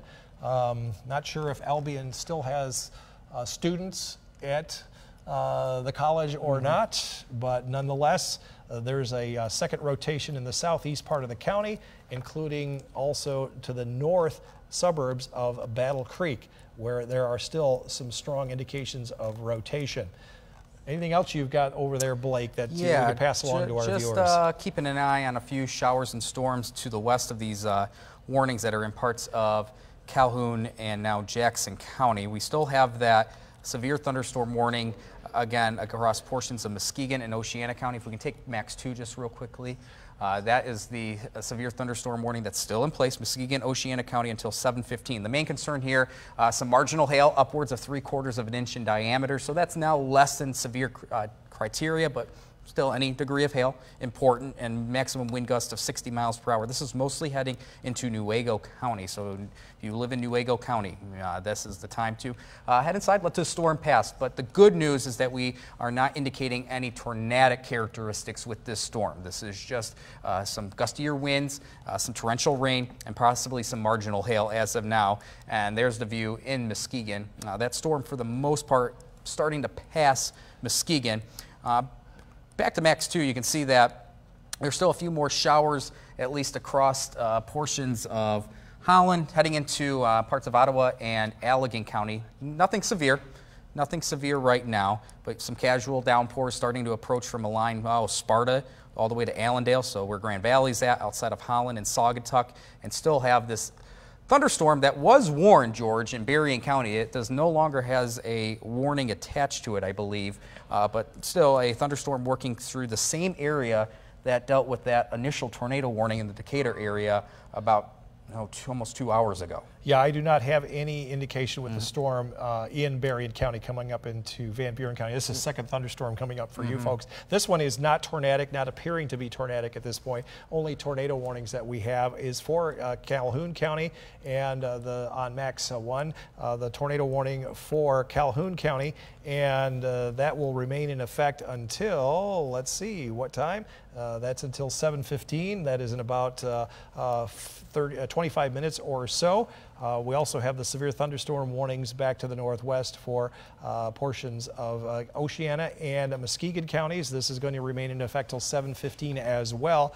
These are the two areas of concern, and most likely these will be storm warned as they get into Newaygo County, if there is enough indication of some severe weather characteristics with those. Yeah, and those are starting to push into Newaygo County. Right now, it's maximum wind would be 60, which is severe weather threshold, and less than 3/4 of an inch of hail in diameter. You saw the hail there in Montague. It looked more to be about nickel-sized hail at that present time. I'm going to look to see what the VIL is up in there. Not quite as impressive, but nonetheless, these storm cells have a VIL, or a vertical integrated liquid, of about 20 plus to 20, 30 plus. Pretty marginal hail. Pretty marginal hail, but nonetheless, it still can cause some damage, especially to those new plants that you put out there. Looks like there's an update to this tornado warning, which is for Calhoun County. This is still the radar indicated, and the radar echoes are starting to weaken, it appears to me. So you can go ahead and read all that off there. This is latest tornado warning. Severe thunderstorm warning capable of producing a tornado located over Brownlee Park, or just northeast of Battle Creek, moving north and east at about 25 miles per hour. A second severe thunderstorm south of Albion was also capable of producing a tornado, and again, both of these storms have had a history of producing damaging tornadoes. There's the one south of Albion, moving into the county adjacent to Calhoun, because I'm not real. You're more, is that Jackson County? You're more... Yeah, more into Jackson County once we get to the east of Albion. And this is the broad circulation now to the northeastern suburbs, moving away from Battle Creek, right in through here. This is the area that they're tracking that second tornado warned storm in the northern part of Calhoun County. And both of these thunderstorms also still have the capability of producing quarter-size hail. And remember, we had a hail report of 4-inch size hail earlier in the Union City area. This is the current hail potential. That storm here, west of 69, that's not the strongest one. This is the stronger of the storms that will be producing hail. South of Beetle Lake, this is in Newton Township. I want to put a look at the VIL on this. Not as strong as it was, but I bet this could produce up to 1-inch diameter hail. VIL of 51. That is fairly respectable. This is all again in Calhoun County. Those are the strongest storms. Back to the west, there's also the storm moving through Van Buren County, just south of I-94, southeast of Lawrence, southwest of Paw Paw. Again, that has a VIL running up to around 47. Probably nickel-sized hail with that storm as well. All of these capable of producing the severe weather that we've been talking about. And we still, again, have that separate severe thunderstorm warning in portions Max 2 of parts of Muskegon and Oceana County. That one Max 2, is please. producing, again, some wind upwards of 60 miles per hour.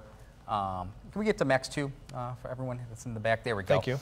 Thank you. And you can see hail, nothing that's of severe note. We're upwards of about 3/4 of an inch at best. But again, as we've shown, anytime we're dealing with hail, still can produce some damage, but some wind gusts upwards of 60 miles per hour. This is on its last portion of Oceana and Muskegon County, really in the eastern half of the area. So this is over the Twin Lake area. And really now, if you're in Twin Lake, the storm almost done with. You're on the back side of the storm, but it's mainly right into here. I'm going to put on a better look at radar. You can see we're generally right in here. That's where we could see probably the bulk of the hail. That's where you see those strongest colors of orange and even red, even a shade of magenta, and that's indicating at least some heavier precipitation, most likely some small hail that's reaching the ground. Again, this is heading towards western Newaygo County, so if you're in the Fremont area, time to head inside if you maybe still have someone cutting the lawn per se, trying to get some things done last minute, yeah, it's time to head inside. That storm is right overhead. Again, this is the northern half of this storm heading across M20 between Hesperia and White Cloud. And George, we got an update. Yeah, we're going to talk about the consumer power outage map. There we go. This is showing portions of our southern viewing area from 96 south. You can see most of the reds and oranges and yellows are concentrated in the Kalamazoo and Battle Creek areas further south down toward the Michigan-Indiana border. Right now, 25,738 folks are without power, 175 separate power outages. So a lot of folks probably not able to see us down there at the present time, but the severe weather is starting to wind down just a little bit. And I understand from the Portage area, we have some more video of those storms. Perhaps you could describe this a little bit there, Blake. Yeah, you can see some of that broad rotation right now, trying to get a better view. This is the first time we're seeing this video. Yeah, look at all that rotation with this supercell thunderstorm that again crossed the Portage area, and this was a confirmed tornado. There it is. Yeah, you can see that in the middle of your screen. That is the very rain wrapped. Very rain wrapped as well. But the broad mesocyclone that's thousands of feet in our atmosphere, and then there's enough tight rotation that reached the surface where it did produce that confirmed tornado in the Portage area right overhead. In fact, we did have another storm report of the FedEx building in the Portage itself that was at least partially destroyed. And you can see that rotation is rather strong. Savannah got this video to us and put us on the air, and perhaps you have some great pictures. There's some more great pictures, maybe some video as well. And there's a way to send that to the 3 and 4 of us. Get your camera out and scan that QR code there in the upper corner. And that will, if you click on that link, that'll take you to where you need to, how you can send in your video or photos, or you can just text the word storm to 616-559-1310, and that will do the same thing, and it will get information on how to submit your video or your pictures, and we'll put some of the best ones on tonight at 11. George, I want to go back to Max 2 real quick.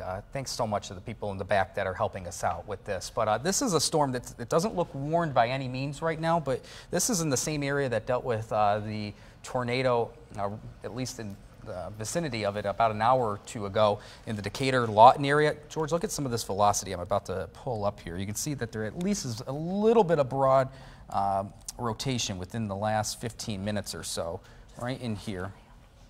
Yeah, you can see that right to the east of Decatur. Who says that 2 tornadoes can't occur in one spot in one day? It can sure be possible with the right ingredients. And with that storm cell down there, not only there a little bit of rotation, but we just got a storm report from that location that there was 3/4 inch diameter hail 6 miles southeast of Decatur. That just came in. That was reported at 5:42, so perhaps that was a little while ago. Nonetheless, there was certainly some hail reported with that. Kind of zooming in on that on Max 1, and that's where it's called penny size hail. By a train spotter. The time was estimated from radar. Looks like we might have some new information there, Blake. Some good news, at least from the Muskegon, Oceana County storm, is that severe thunderstorm warning has been canceled. But if you're watching from Newaygo County, you're Newaygo proper, White Cloud, towards to the north of M20, towards US 10, even towards Baldwin, for example, still time.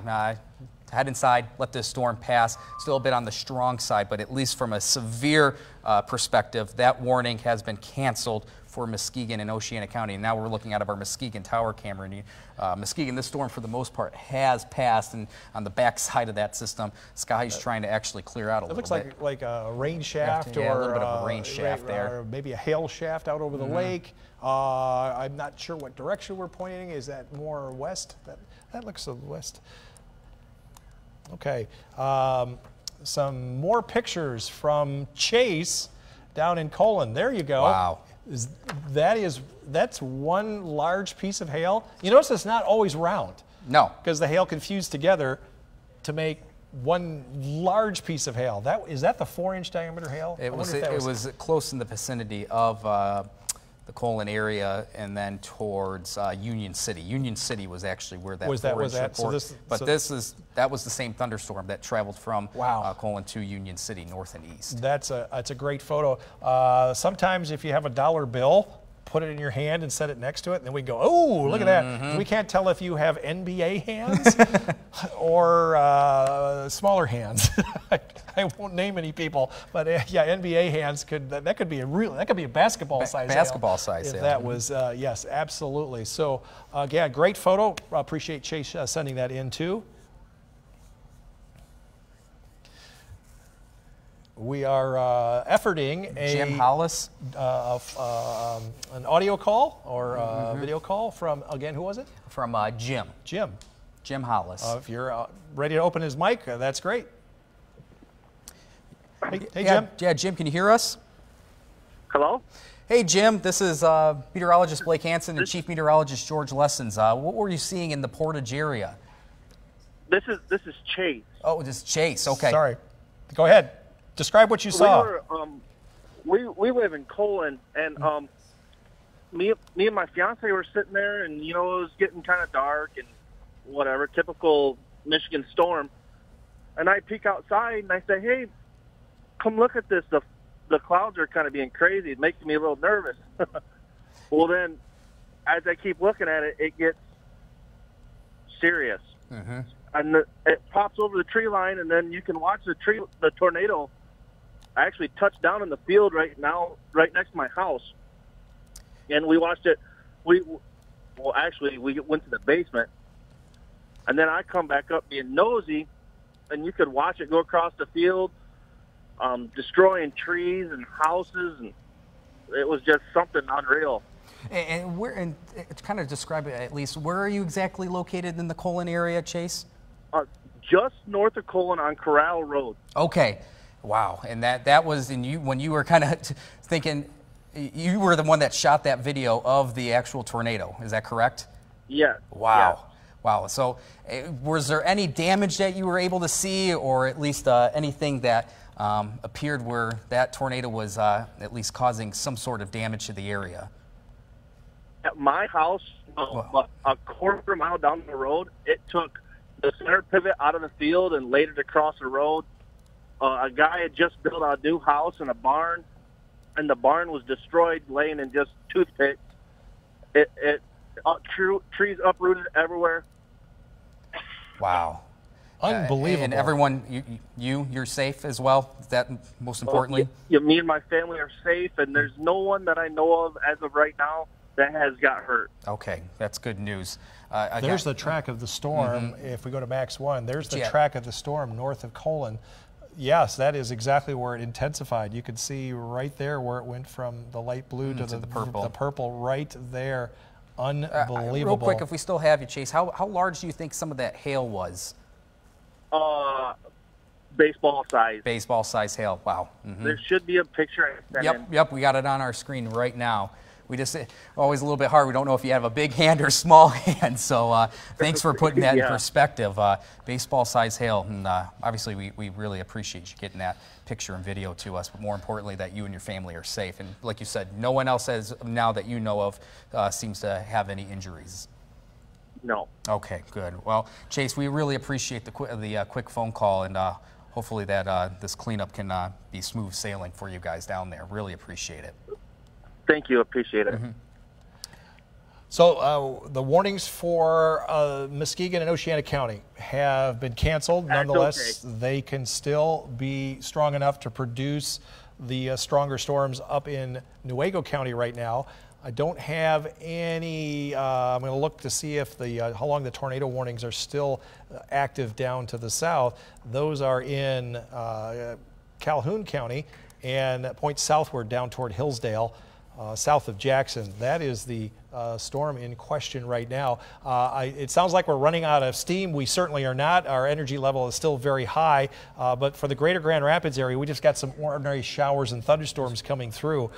This is the storm that is still showing the warning for portions of Calhoun County. This is our Walker Tower Cam. You could describe this situation a little bit there. Yeah, for the most part, Walker and most of Kent County, in fact, George, pretty much spared from these storms. If you're in Kent County, you really have not seen much. In fact, the sun is shining now as we look at our downtown Grand Rapids camera. A lot of the storm coverage has been generally for the southern half of our area, and what we mean by that is generally closer to the I-94 corridor. So we're talking parts of Van Buren, Kalamazoo, Calhoun County, towards the state line. That's where we've seen these tornado warnings. This right here is our Snug Harbor camera in Grand Haven. This is just it looks a little ominous, no doubt about it, but we do not have any severe thunderstorm warnings across the lakeshore right now. I understand we have is it a photo or a video? A photo from Portage Strip Mall. Oh, wow. There's the damage that occurred with that tornado. Once again, Roger? Oakland and Center Roads. Yeah, that is definitely tornado damage. That's probably part of that debris that was lofted into the air as that tornado on the ground pushed through this area. I want to go back to Max 1, and then we'll come back to that photo. An update on the tornado warning just issued a couple of minutes ago. Stays in effect until 7:15. Possible tornado and quarter-sized hail. The radar indicated rotation. That is located near Burlington, which is 8 miles south of Marshall. You can see where Marshall is on the map. We'll put the severe velocity on there, and this is the area of concern. Not terrific, a bunch of rotation, but in through here, any one of these could be producing at least some rotation or a wall cloud, and tree damage is likely as these storms continue moving east at about 30 miles an hour. So that's the update on the tornado warning in Calhoun County, which is still in effect until 7:15 this evening. Lots of damage with the storm, so for about another 10 minutes, these are the last of the warnings that have come through our area. More storms down in Hillsdale. Don't want to be tracking storms to New York City here this evening because we want to get you back to your regular programming. But a very active afternoon here, Blake, with all of these storms that have now, for the most part, have been expired or canceled, or the storms have fallen below severe limits. But still the main concern is for the folks in Calhoun County. Yeah, we actually, George, just have a new, it does look like a severe thunderstorm warning with a tornado possible language from the National Weather Service. This is now for Kalamazoo. This is for Max 2, please? Yes. Can we go just go to Max 2 real quick? And there it is. This is the storm that we were talking about just a few minutes ago in portions of Van Buren County in the Decatur area that had some broad rotation. This is now a severe thunderstorm warning with wind gusts upwards of 60 miles per hour, hail possible of 1 inch in diameter, and yes, it is possible that a tornado could be produced from this thunderstorm. When we look at velocity here, you can see that, yeah, there is some broad rotation, at least probably even some tight rotation. This is heading toward Portage? This is heading towards the Portage area. Again, the same area that just saw that first tornado in the Lawton area. So this is just a tornado possible with, as you can see, the rotation there. But we do have some rotation here. Doesn't look as strong as it was, but these, again, are characteristic of the multicellular supercell discrete thunderstorms, not just one big massive storm, but several pop-up storms in the heat of the afternoon. This is coming right on the eastern side, really the county line of Kalamazoo and Van Buren County. So we're talking between just a little bit north of County Road 352, so to the north and west of Schoolcraft. So 8th Street, for example. I want to put a track on the last, on Max 1, if you could. The storm track that we're tracking right now, this is the storm that went through earlier that produced the tornado. This is the track that we're tracking right now. This not quite as broad. There's no purple in this, but nonetheless, not tornado warned, but this is the rotation that is heading, again, toward the Portage area. I don't want to alarm people there. This is not the storm that went through. Nonetheless, this still has quite a bit of rotation in it right through here. Yep. And I'm sure that if you have emerged from your basements, perhaps you need to head back into your basement. You want to track that on Max 2 there, sir? Yeah, I'm going to track this real quickly, and you can see that this thunderstorm, this is all traversing a little bit to the east. So this is, again, unfortunately, heading right into the Portage area. Same locations that dealt with the confirmed tornado just about an hour and about a half ago. So again, Portage, within the next few minutes, you are under the gun again of this severe thunderstorm warning. I want to make that clear. This is a severe thunderstorm warning, but it does have some rotation in this storm broadly. This would be heading towards the climax area, really the same locations we just talked about with the first thunderstorm.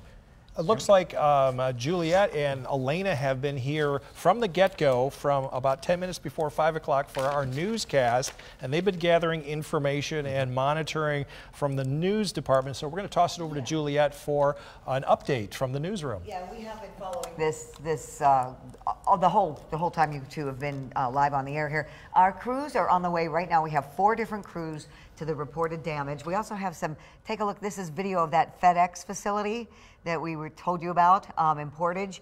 You can see there's a lot of damage there. And it's also near that strip mall that we showed you a little bit ago.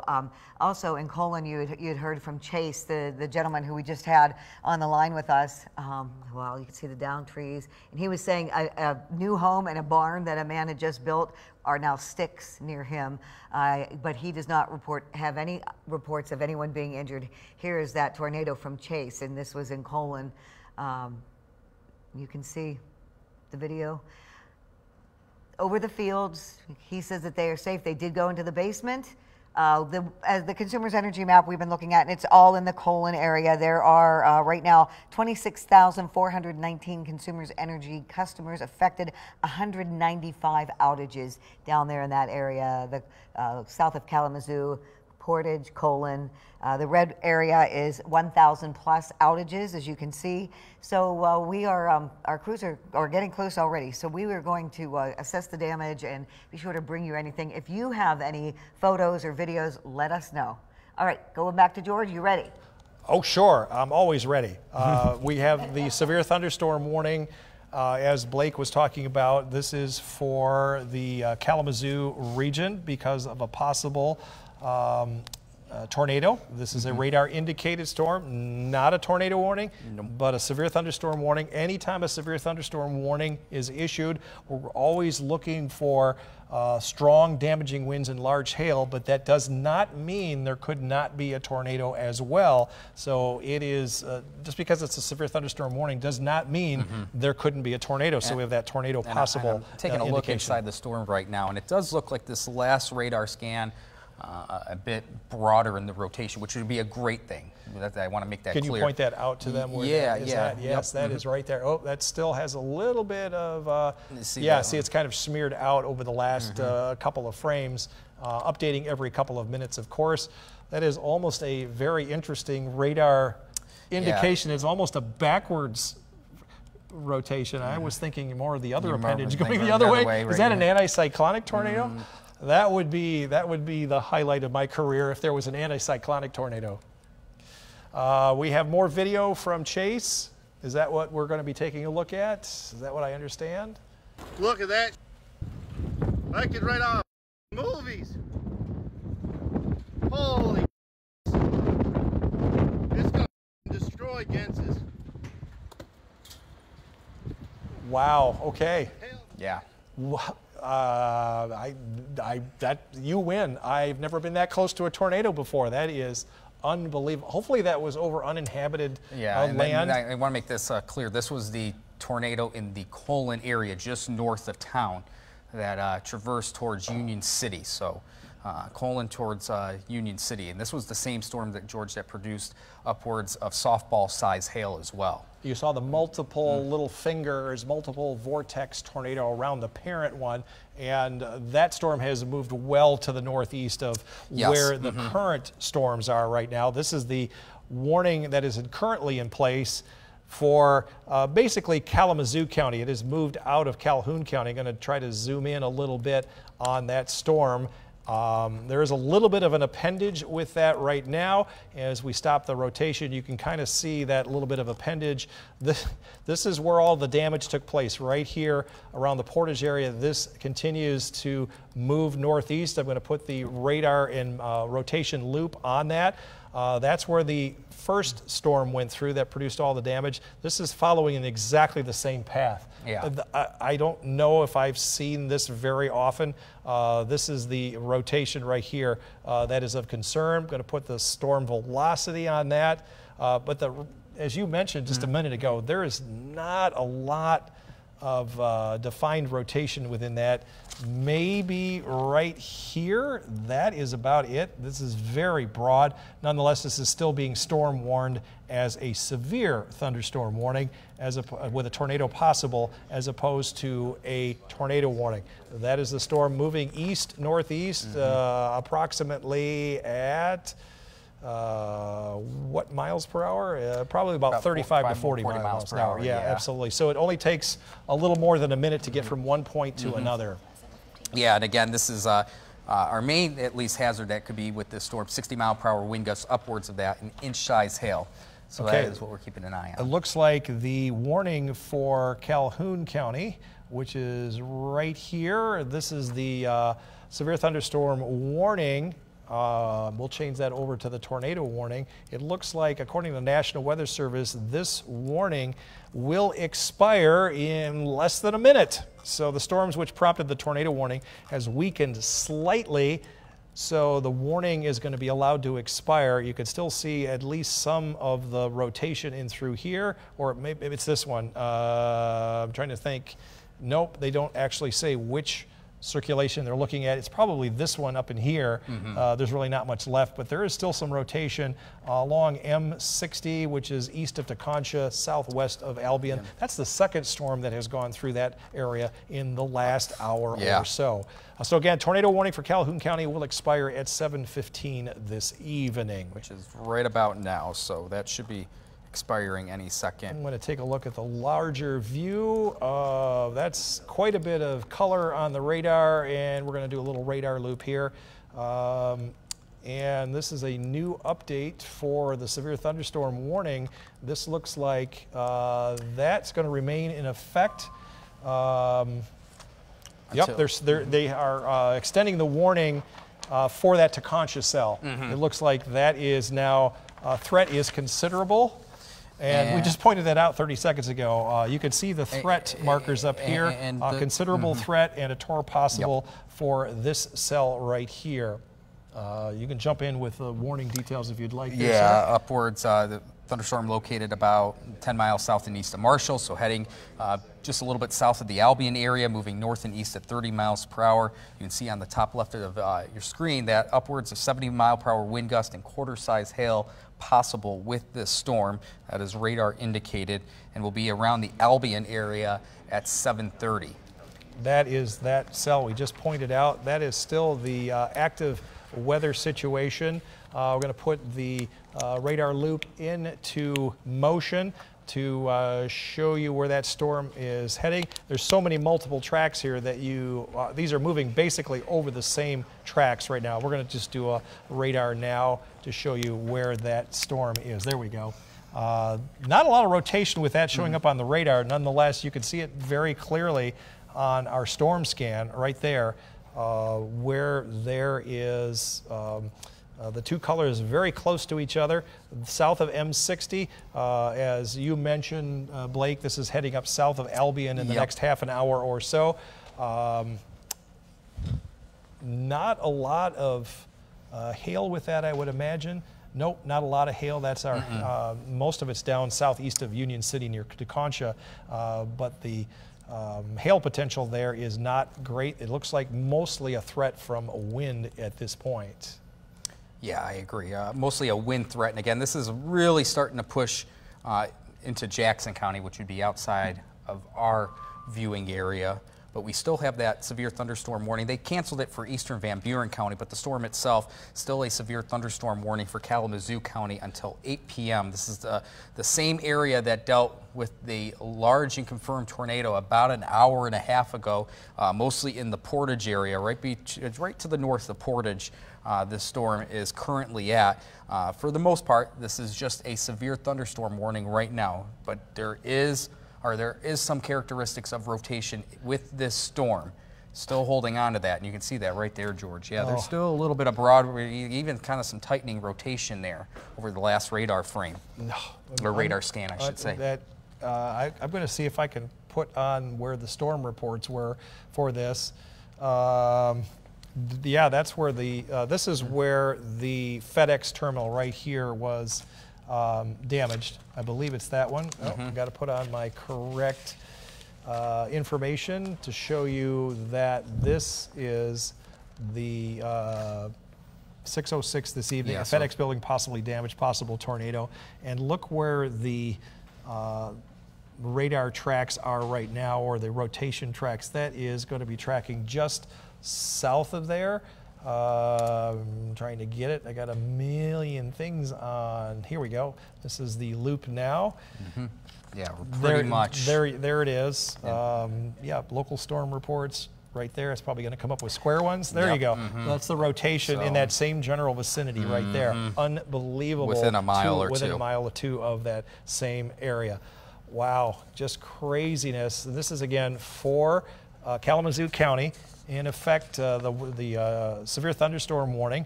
You can see the tracks right there. That first one was the initial thunderstorm. That was the initial thunderstorm with the tornado, confirmed tornado. And this is the next round coming through. Not tornado warned, but severe thunderstorm warned. I know I'm in really close. So if you're in the Portage area again, it's already overhead. Going to be affecting up toward Climax here in a little while. Near South 34th Street, South Sprinkle Road, it's right overhead. East N Avenue and heading toward East MN Avenue. Again, if you're in the Climax area, you've got round 2 coming in your direction with these storms. This says tornado possible severe thunderstorm warning is until 8 o'clock this evening. Jump right in there, Blake. What do you got? I believe, I want to wait a second before I say this. It does appear that... Did they tornado warn that? They did. They did tornado warn that Okay, storm this again. tornado warning will be in effect until 8:15. Okay, again, they are showing, National Weather Service has just issued that tornado warning for portions of Kalamazoo County. George, this is the latest update. Just within the last minute, a confirmed large and extremely dangerous tornado was located near Portage. This is the same area that just dealt with a tornado about an hour and a half ago, moving east at 30 miles per hour. This is a particularly dangerous situation. This tornado warning goes until 8:15 this evening, so almost a full hour as it moves eastward at about 30 miles per hour. Oh my gosh. I was just checking the time on that, Blake, to see if you didn't read a warning from an hour ago. Yeah. And no, it's a new warning. It's a new warning. It's a new warning. Let's take a look at the storm velocity. Has this increased? I'm not seeing quite the rotation in through here that I saw earlier. But the source of this, weather spotters confirmed the tornado. Yeah, Anna's passing that along with us as well. Okay. I don't know if the Kalamazoo Battle Creek Airport camera is still online or it's still offline. That was on YouTube a little while ago. If not, that's okay. We don't actually need it, but it would be interesting to know if it's still offline. You know, when you need it, it's offline. That's the hard part. They issued a particularly damaging, dangerous situation with this. Okay, yeah, that's for this tornado warning, which also contains some large hail. Just the southeastern suburbs of Kalamazoo, southwest of Comstock, northeast of Portage, in the same areas that had a tornado earlier. This is now a tornado-warned storm for portions of Calhoun County.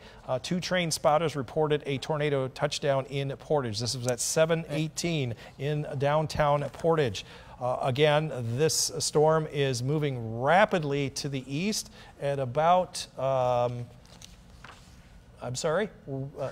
I'm going to try to toss it over to Blake. Yeah, I'm going to try to get in front of the chroma wall here. And this is our storm right here that's now to the north and east, really right in here. That's where we're seeing that rotation. And while it does appear broad based on us on radar, again, weather spotters have confirmed this tornado that is large and extremely dangerous, that is moving eastward at about 30 miles per hour. So this is heading towards the Climax area, just a little bit south of Galesburg.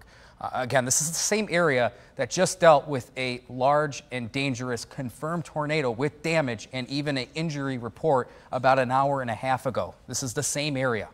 So this is heading now to the east of Portage, and again, I want to make this clear that weather spotters have confirmed this tornado as large and extremely dangerous. And again, this is all heading to the east at about 30 miles per hour. So if you are in the climax area, a little bit south of Galesburg, this is where that storm is heading to within the, probably within the next 10 to 15 minutes. This will be in the Galesburg and climax area around 7:30, and if this holds its strength into Calhoun County, here's the county line, this will head towards Battle Creek, within the vicinity of Battle Creek at about 7:35. So we're talking minutes from now. So if you are in the climax area, it is now time to head to your safe space. Put as many walls between you and the outside of your home, or head to your basement where that safe spot is in your home when we're talking about a tornado warning. And this is all heading to the east into Calhoun County. So again, this is a tornado warning that is with a large and extremely dangerous tornado that has been spotted by multiple people.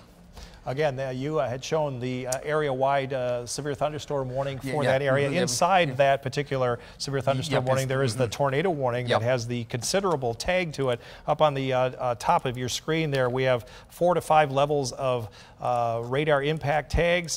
This is a radar indicated particular tornado warning. This is the observed. This is in the category 3 out of 5, considerable threat, as the tornado has been observed in the Portage area. It has now moved east of Portage, as you can see from the radar scan, a radar updating about every 1 or 2 minutes. So it does take a little while for the information to come on in. Want to show the inside rotation of the storm. Not as particularly impressive, but nonetheless, this apparently has a tornado, a large tornado on the ground, according to the trained observers, right in through there. Zoom in a little bit closer so you can get a better idea.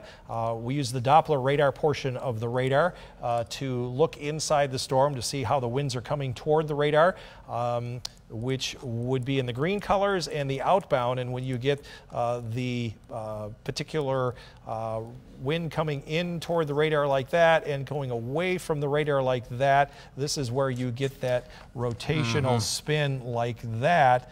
And that's what we're observing right now in east of now the city of Portage, where the second storm has gone on through. I'm going to put a radar animation on this to go over the last about 30 minutes or so. This is going by very fast. I apologize for that. This shows you how that has progressed across the county. Going to do a little bit of a these are the two that look interesting right next to each other.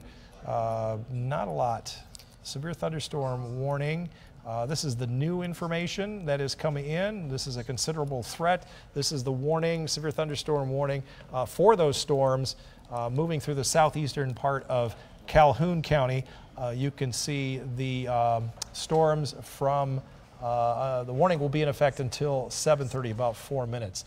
Blake, did you hear what I hear? I think we have Sam. Sam, are you on the phone? Hi, George. Can you guys hear me okay? Yeah, we can hear you, Sam. We are in Portage right now, where that next tornado warning has formed. We're on the western edge of the warning itself, so we do believe that we are safe, but we can see, if you look to the west, the skies are clear. If you look to the east, very ominous. We can see cloud formation going in the vertical, which is always that clear indication that, we have the right environment for a tornado to form out of these clouds. We've pulled over, and we're actually going to go ahead and head inside if at any point in time we need to. We're right outside the Red Robin over here. But this is the exact location that had that same tornado warning that came through. 5:36, I believe, was the initial warning that came through. The air mass right now here, very, very muggy, but lots of cars out on the road. That's something that I don't love to see. I mean, there are cars just about everywhere and heading directly in to the storm. I'm now hearing sirens going on. We're on the corner. I'm sure you guys can hear it as well. That's an ambulance that just drove by us. We're on the corner of Idaho Avenue, and I'm trying to get a better look here at what the secondary sign is. But we just got off of the expressway exit. We're by the Carbanas, I should say, and Red Robin. Red Robin, okay, so yeah, Sam. You feel safe. I've got bright blue skies over me, but again, if you look directly to the east, where that signature is right now, that is exactly where the skies are dark and lots of people on the roadways right now, probably thinking they were in the clear. This is the exact spot that was just hit by that previous tornado. We're going to give it another 10 to 15 minutes. We're seeing multiple ambulances right now pulling down the roadway and heading in the direction of which that tornado warn signature is moving. I'll send it back to you guys in the studio. We'll make sure to get you as much ground reports as possible, and hoping that everybody is staying safe, heeding these warnings. We're not done yet with these storms. I also want to thank the both of you in the studio. You've been doing an incredible job keeping the community safe, and we will continue to let you know what we're seeing here in the field. Reporting from Portage, Michigan, I'm meteorologist Samantha Jack. Thanks so much, Sam. Obviously, you can hear the sirens based on her phone call right there. She is just a little bit to the north of the heart of Portage. She just got off of the highway, off of I-94, heading to the south. Again, this is in the Portage area in the heart of Kalamazoo County, where we earlier at about 5:45 had the first confirmed tornado that went through the Portage area with confirmed damage, with confirmed injury, at least one injury at least. And now we've had this second thunderstorm producing a large and violent tornado, again, in the Portage area in the heart of Kalamazoo County. And this is still a active tornado warning that is just over the, right in the vicinity of the Galesburg area, heading eastward, a little bit probably north, it looks like, Jor, or probably heading right towards the climax area. Yes, this has got a beeline toward climax. This is the actual radar reflectivity. You can see the considerable threat tag with this tornado warning as it's moving east at about 35, 40 miles per hour. And you can see the rotational tracks as it's now approaching South 34th Street, right near East MN Avenue. And it's taking a beeline, if not toward climax, maybe just East MM Avenue, north of climax in the next 10 to 15 minutes or so. Max 2 for you, Blake? Yeah, let's go to Max 2, and this is what I'm indicating right here, some of that rotation. I'm going to try to zoom in a little bit more, and this is what I'm getting at right here. We have these outbound and inbound winds from radar right in here. Every time you see a tight couplet, which we call, just a very decent signature that we have rotation in this thunderstorm. It's a little bit far away from the Grand Rapids radar, but at least we are seeing that rotation still occurring across Kalamazoo County, heading towards the climax area. And again, at 7:20, this was 10 minutes ago, 11 minutes ago, there was a confirmed large and dangerous tornado near Portage. So we need to treat this as an active tornado that's heading towards the climax area, especially when we're still holding on to rotation when we're diving into this storm with the observed winds in our atmosphere. When we have these greens and reds tightly clustered together, that is what we're indicating. That is heading just between a Galesburg and climax line, so pretty close to 94 right now. We're going to send it over. Juliet, you have a little bit of information to pass along? We are getting a lot of information now from emergency crews down south and also from our crews in the field. You just heard from Sam. We also have 3 others. This is the Jude's Barbershop, the pictures you're seeing here. You can see the damage. Portage was hit with a 1-2 punch. So on Twitter, the Portage police are saying, please avoid any travel in the city of Portage until further notice. St. Joseph County Undersheriff says that they can confirm a number of places in the county have damage. Right now they say they are focused on life safety missions, using all their available sources. And then they're going to begin with the preliminary damage assessments. Additional information will be released. Now, power updates here, 25,000 without power in Kalamazoo and St. Joseph counties per Consumers Energy. And those storms here, you can see the outage map right now. Let me get back on that as well. But the one thing is they just want you to stay away, especially Portage. As both Blake and George have been mentioning, they had the first tornado move through. And then a little more than an hour and a half later, a second, so a 1-2 punch. And we've already been seeing those pictures of the damage, and we're getting more and more from viewers. If we could go back, do we have the Colon pictures available too? Because that was another one where a viewer, Chase, was able to capture that on his phone, and he also just witnessed it. There it is. This is Colon. This is from Chase, a viewer who says, you know, he's never seen anything like this before. He said a barn and a home, a new home right near him. They're just piles of sticks right now. And he was saying just trees down, a lot of damage everywhere. He had huge ball of hail in his hand. He said that it was just incredible to see. They did go in the basement. He felt that it was safe enough there to take the video of the tornado there in the distance, but that's Chase's video of the actual tornado, and that was the first one that went through. So, but the Portage is the one that experienced the second. This is Colon that you're looking at. The power outage numbers continue to add up, and we are getting reports of some injuries. That's what the emergency rescue crews are doing right now, is responding to the reports of those who have been injured and helping them first, and then assessing the damage, as will our crews once they are on the scene. Sam is already in Portage. We have 3 other crews on the way to the scene. I want to go back to George and Blake with the latest from where you are.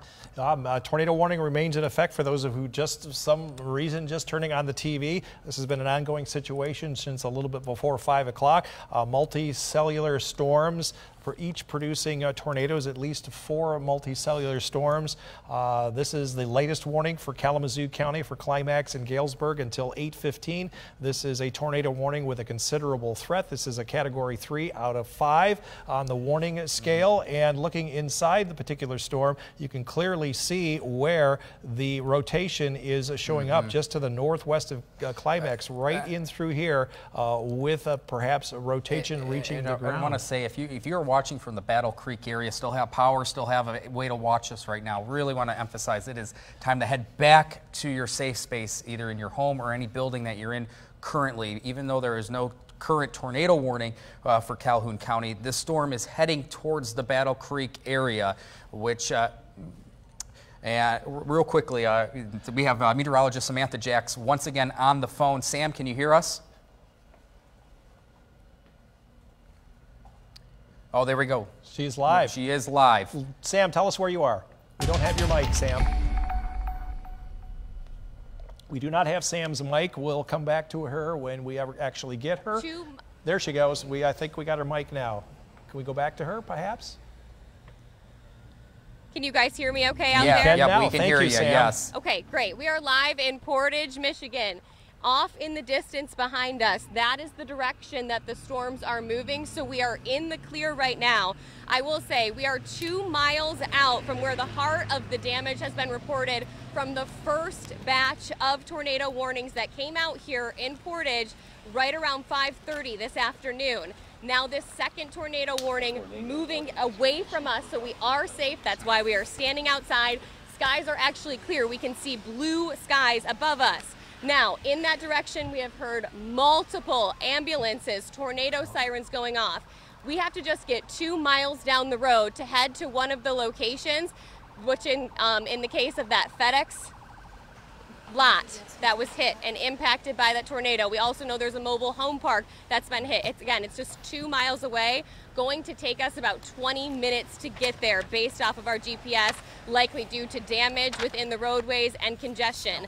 The other thing that's been really, really concerning to me is watching all of these cars drive in the direction of where that rotation is. This is going to be a dangerous situation, right? There's not a lot of places that once you're in your car that you can get to. You want to make sure that you're in your shelter location, staying safe, and of course continuing to utilize those things at your disposal, like a basement, like a shelter location. It's in instances like this that you do not want to be out on the roadways and not within your shelter spot. We are headed to the damage. We are going to see if there are any additional reports coming out of Portage. Right now we stopped to pause. We did not want to drive into the storm like we are seeing many people do right now. And once the coast is clear, we are going to head in that direction and continue to bring you reports. Reporting live from Portage, Michigan, I'm meteorologist Samantha Jacks.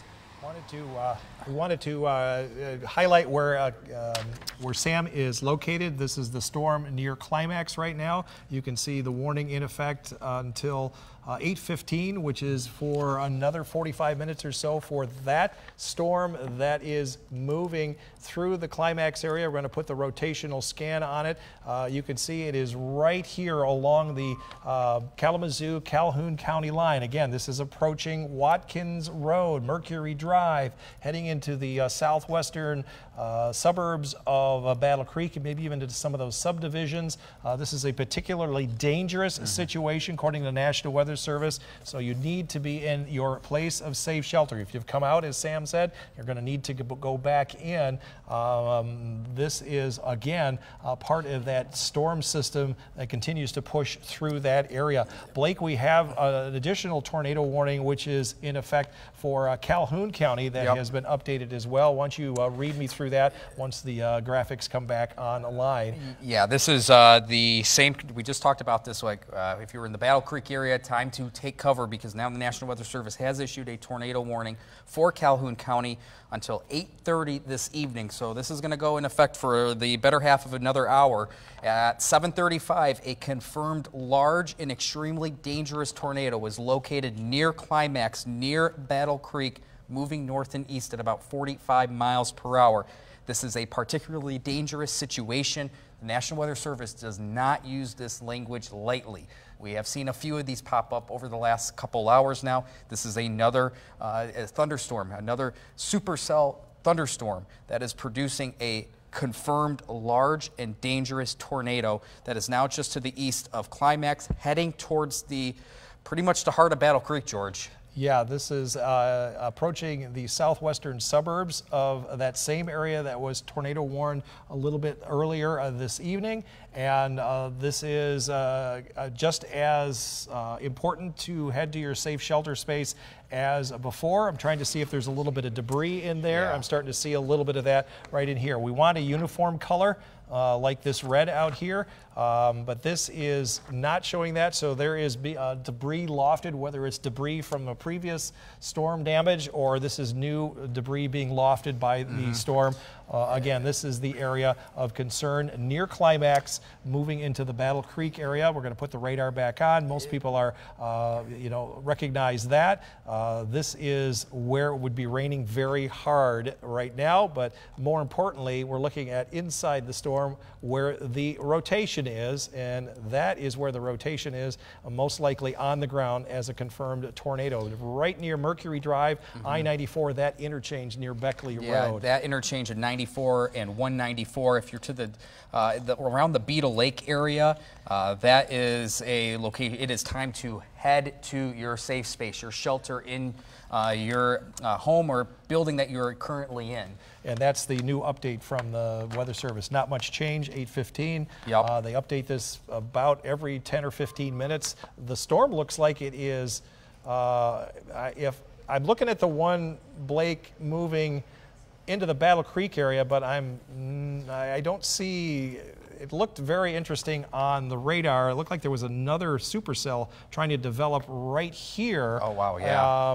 That I'm a little concerned about. But the one that is actually got a tornado on the ground, according to National Weather Service, is moving into the suburbs of Battle Creek, right in through here. That's where the velocity scan is showing. Sunrise Heights, for example, Brownlee Park, all of these indicators, it is on your doorstep. This tornado-warned thunderstorm, which has been confirmed to be on the ground as a large and extremely dangerous tornado moving to the north and east at about 45 miles per hour. So this is heading pretty much through the heart of Battle Creek within the next few minutes. Something I haven't asked from our production crew in the back, if they have a chance to get to the MDOT cameras somewhere on MI Drive, it'd be interesting to see if they have a camera available. It would be I-94 and Mercury Drive, that is southwest of Battle Creek. If they've got a webcam or a video cam, that would be great to be able to see that. And did you call that up? You did. I did pull that up. But I don't know if we can put that. We could probably put that on. If you make that full screen, I might be able to go with that. If everything is up and running the way I'd like it to run. We have so many tools at our disposal. You're going to try to make that full screen. There you go. I'm not sure. Bear with me. Let's see if this actually works. Here we go. You had, that's an image of the skyline. Not quite as good as the one you had, but nonetheless looking pretty good. Is that the Mercury Drive? And that one doesn't look too bad. Yes, there we go. Okay. Here we go. Right there. All right. I am off IFB, and so, yeah, you can see the clouds in the background there. Yep. As far as the storms go, that's just a look from the MDOT cameras. The good news is it looks like traffic is moving fairly. There's not a lot of traffic. Not a lot of traffic. That is good news. Let's take it back to Max 2 real quick. Thanks so much for everyone in the back helping us out this Max evening. 2, by the way, and go. again, this is this thunderstorm. This is a tornado warning, or at least a tornadic thunderstorm that has been confirmed. There's a large and dangerous tornado that has been confirmed on the ground that was near the climax area, now heading right through Battle Creek. And we're going to take a look at some velocity here. And, you know, still seeing a little bit of rotation, a little bit on the tough side to decipher, but still seeing pretty much some broad rotation, at least in the Battle Creek area with this thunderstorm. I'm going to make a quick look at what we call our debris signature. And again, it does appear there is a little bit of debris here and there. Not a clear-cut signature, which would be good news, but again, still holding on to at least some non-meteorological objects that are being indicated by Doppler radar from the radar site in Grand Rapids at the airport. Again, this is a confirmed dangerous large tornado, at least in the climax area, which is a little bit to the south and west of Battle Creek. This is all moving to the northeast. Max 1, I have a Battle Creek Community College, Kellogg Community College. This is a still image. This will probably update every few minutes, but you can see that low-hanging kind of wall cloud off to the west there, and that is interesting. I believe this camera is pointing west, so this is approaching the camera as we speak right now. So this is a still view of Battle Creek from the Kellogg Community College. Just wanted to pop that up because that's one of the cameras that we have available to us. Looks like there's an update on the tornado warning as we go to that. This remains in effect for west of portions of Calhoun County. This is the actual warning itself, and an observed tornado on the ground. This warning still in effect until 8:30 this evening. This is a continuation of the storm. I believe this is the one for the Battle Creek area, correct? George, Anna, we have meteorologist Anna Myers, by the way. We want to really give her just a big round of applause for helping us out with all of these reports. Anna, this is a new update from the Battle Creek tornadic warrant storm. Can you read that off? Yeah, the tornado warning remains in effect until 8:30 for Calhoun County. At 7:43, we do have that confirmed tornado located over Battle Creek. It's moving northeast at 40 miles per hour.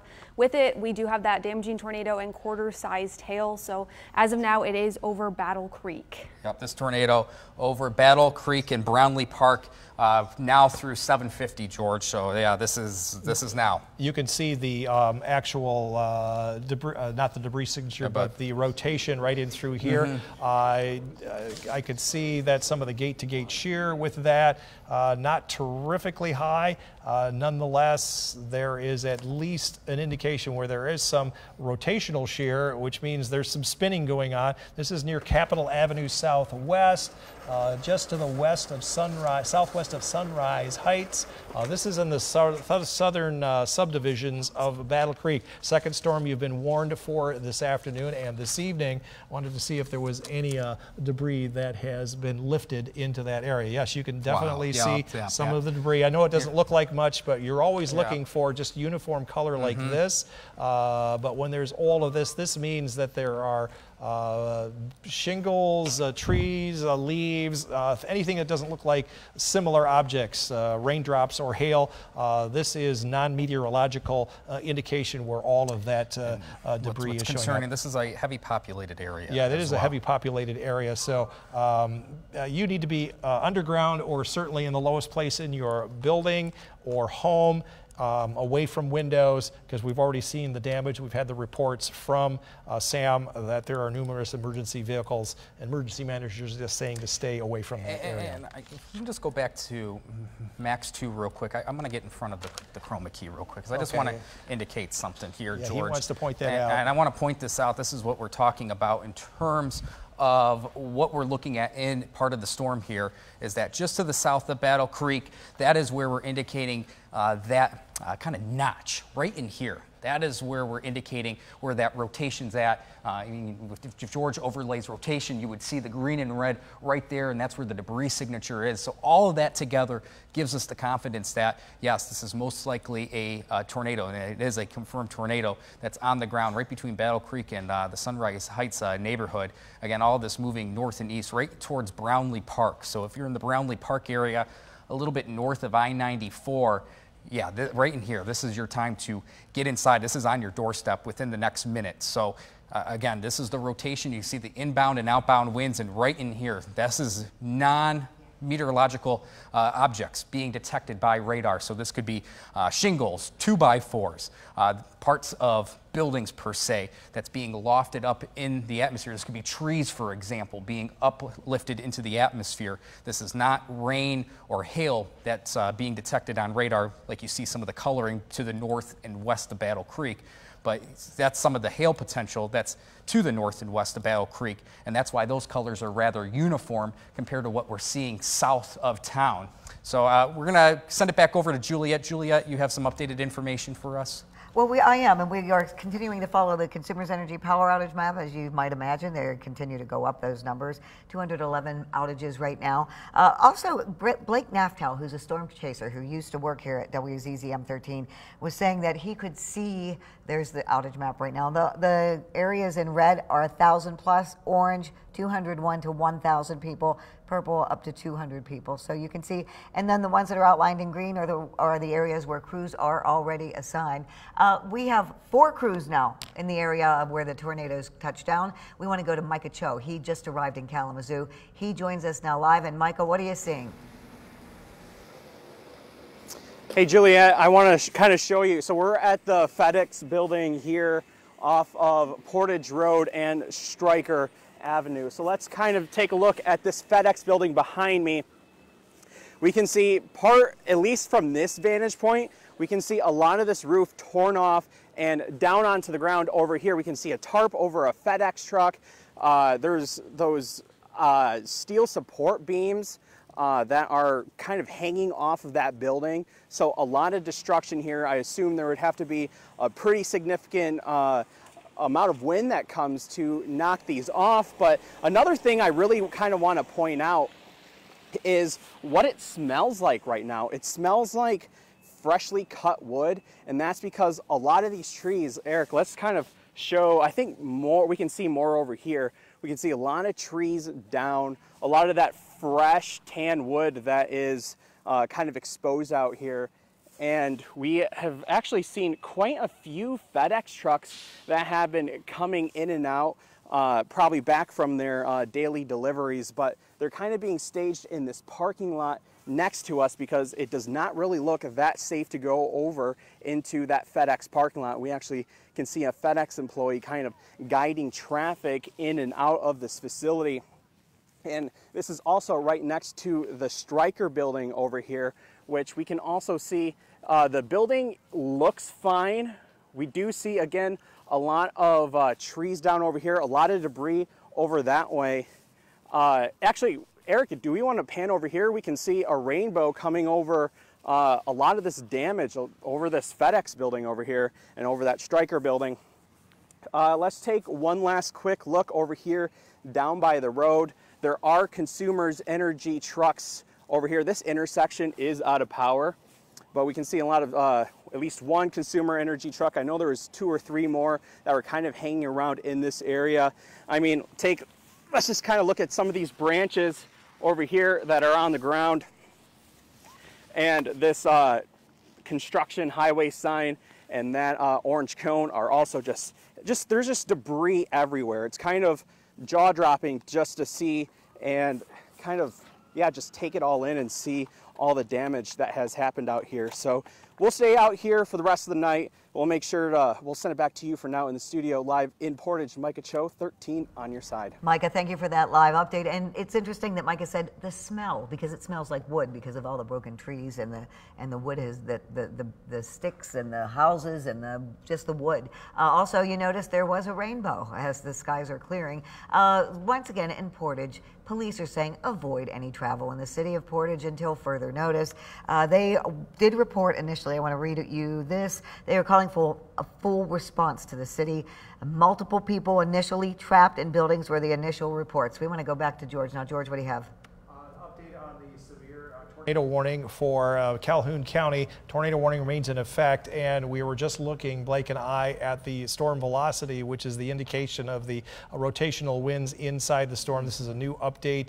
This is right over Brownlee Park, which is the eastern subdivisions or suburbs of Battle Creek. This is approaching Verona Road, north of Waddles Road South. Anywhere to the eastern parts of the city of Battle Creek and points eastward should be again back in a place of safe shelter. Going to zoom out a little bit to show you that it'll be approaching Gores Line Road a little bit later on, Bellevue Road as well.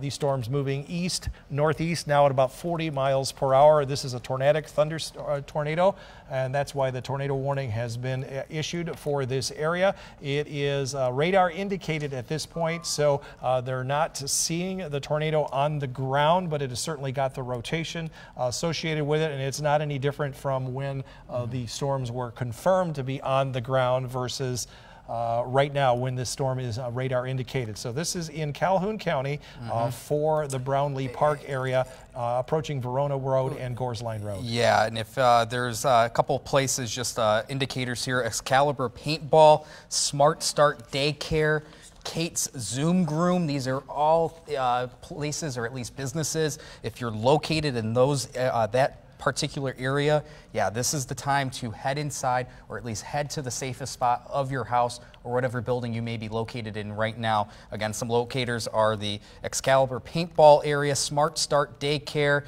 Kate's Zoom Groom, seeing a few just on the map here as this moves a little bit north of, I believe, Gores Line Road. Correct, absolutely. The severe thunderstorm warning that is currently in effect for Kalamazoo County is going to be allowed to expire as the storms that prompted the warning are now moving out of the area. So in about 5 minutes, the severe thunderstorm warning for Kalamazoo County will expire.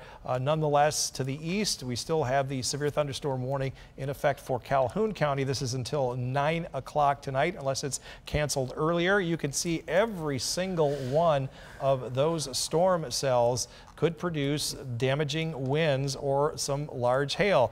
Here's one right here, Blake. Here's another one. There's another one here. Yep. All of these are discrete cells that can produce strong damaging winds, perhaps a spin-up tornado. So the entire county is under the severe thunderstorm warning with the threat tag of a tornado possible, and that means their confidence isn't quite high enough, National Weather Service confidence, to issue a tornado warning for those, but there is the tornado warning for this area for the storms moving through the Battle Creek region. Yep. So that is the area of concern right now. You can see as we zoom in to the Battle Creek, Brownlee Heights area, this is the area of concern. If you are Gores Line Road, areas to the north and east, this will update again in about a minute or two.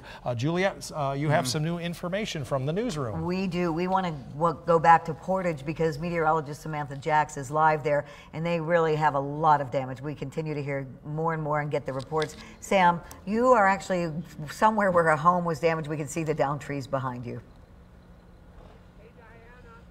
Yeah, absolutely. We are on the scene right now of Lovers Lane and Romance. The sign actually just behind me. Dramatic damage as that initial tornado that rolled through earlier between 5:30 to 6:30 this afternoon. Of this home behind me. Dave, thank you so much for taking this time right now to be here with us. Dave, what is it that you experienced? Wow, I was in my house and all of a sudden these big, huge winds. I've never seen such strong ones. And you could hear stuff falling all over, making big bangs and crashing. But you know, the good Lord was watching over all three of us. A tree fell right next to my pickup, parked in back, didn't touch it, but the house is okay and her house is mostly okay. Her house is mostly okay, so I just thank the Lord that nothing was worse. It could have been a lot worse, but it's going to cost a lot to have all this cleaned up, I'm sure. Absolutely, and I love to see that smile still on your face, staying in good spirits after such a catastrophic moment. Where were you at during the storm?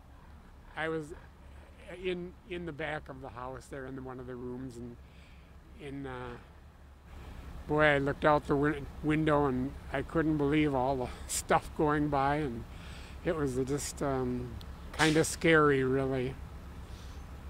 Yeah, absolutely. A very, very scary moment, especially when you see how all of these trees just surrounding your home, shutting down the stoplight over there, your neighbors impacted. What would your message be to our viewers at home? What would your message be to our viewers at home? Say that again? What would your message be to the viewers at home after this storm? Be sure you pay your house insurance and trust in the Lord with all your heart. Absolutely. Dave, what's your next steps here? I can't even get out of the driveway, and there's even bigger trees that fell down. They're huge and back, much worse, and I'm going to have to get those all cleaned up. I'll have to hire the tree cutter and have them come in because they're too big for me to handle. Absolutely. You've got saw in your hand right now. Looks like you're ready to go, ready to take action. So she has to go to work, so we've been cutting a path through her yard. She'll have to go out through her yard and on the grass to get out. Goodness. Well, we appreciate you taking the time to talk with us on what is really going to be a devastating afternoon, likely going to go down once again in the history books. Another tornado that ripped through West Michigan. There are still active tornado warnings, so I want to get it back over to the meteorologists in the studio to make sure that they can continue to make sure that everybody is staying safe and staying alert. Live from Portage, Michigan, I'm meteorologist Samantha Jacks. Thank you so much again. Okay, Sam. Thank you, Sam. You've put in a really long day. You were up at 2 a.m. and now you're pulling double duty here this evening down in the city of Portage. Again, wanted to update the tornado warning in effect for Calhoun County until 8:30. That's 30 minutes from now. We're going to stay on the air as certainly there are active warnings in this area until the threat has passed. It looks like the threat has definitely passed the Battle Creek area. That storm is racing to the east now. Earlier, it was way back into the eastern suburbs of Battle Creek. This is only 9 minutes ago, Blake, where the storm was located. Now look at where this storm is now. This is where it was 9 minutes ago. Yep. And then watch in the last couple of runs, that storm has just accelerated. Here's where the parent storm is. It's moved well to the northeast of the Battle Creek area. So you are in the clear right now. And even with the inside of the storm, we're not getting the greens in the returns anymore, Blake. So which is great news. This is, I would consider this weakening at this point. And even looking at the debris aloft, it's almost getting back to the uniform color. There's a little bit of debris showing up in through here. And again, so we are looking at that. You know, how smart are we, Blake? You're a smart guy. And what did the National Weather Service just do? And they just canceled the tornado warning that has been in effect for Calhoun County. So the storm which prompted the warning has weakened, no longer appears to be producing a tornado. I guarantee these storms to the south cutting off a lot of the inflow, the warm air needed to fuel some of the rotation. Therefore, the tornado warning has been canceled. Now, a severe thunderstorm warning still remains in effect, as you can see on the map here. That's shaded in yellow for portions of Calhoun County. That still has the threat of a possible tornado, but as we just talked about, George did, a lot of that rotation weakening, and we're not seeing any debris signature, at least any pronounced debris signature. And again, that is why the tornado warning from the National Weather Service has been canceled for Calhoun County, but we still have a severe thunderstorm warning until 9 o'clock this evening. So any one of these storms right here, I've got the arrow on the screen, the tail end of that could produce strong winds, a tornado. This one here, there's at least 5 or 6 discrete thunderstorm cells, as we call them, that could produce any kind of rotation and produce damage at any point. I just turned on looking inside the storm with the wind velocity. Here's an area of concern, again, around the Union City area. Does that sound familiar? That's, yeah, that's that area. There's also a little bit of rotation right in through here. We go back to the sweeping radar, and you can see those are the tail ends of some of those particular storms with the rotation in them. So the severe thunderstorm warning remains in effect for Calhoun County for at least another, well, according to this, a little under an hour, but we'll be watching these cells very closely. I just want to make another point. If we can take Max 2, guys, just real quickly. Thanks so much. For those that are watching, maybe you've watched some of our coverage and you live in Kent County, you live towards the lake shore. We still have a few pop-up showers here and there, and one at least stronger storm, not warned, but in portions north of US 10, just north of Big Rapids. For the most part, it does look like, George, that the severe threat will start to wane, and it, for the most part, is starting to wane if you are north and west of Grand Rapids. So if you're watching from Holland, Muskegon, Hart, Ludington, for the most part, storms have passed, and at this time, there's no indication that we'll see additional storms fire up, at least over the course of the next few hours. Doesn't mean that we don't have to put our heads down, just giving you some reassurance here that some storms are coming to an end if you are towards the lakeshore. Our focus still remains in the Calhoun, Kalamazoo County vicinity with these active thunderstorms, active severe thunderstorms for portions of right now just Calhoun County. But if you're watching from the lakeshore, at least right now, the indication is that these thunderstorms are starting to wane. Thank you, Blake. I'm looking at some of our emails that have come in, some of our photos while you've been on.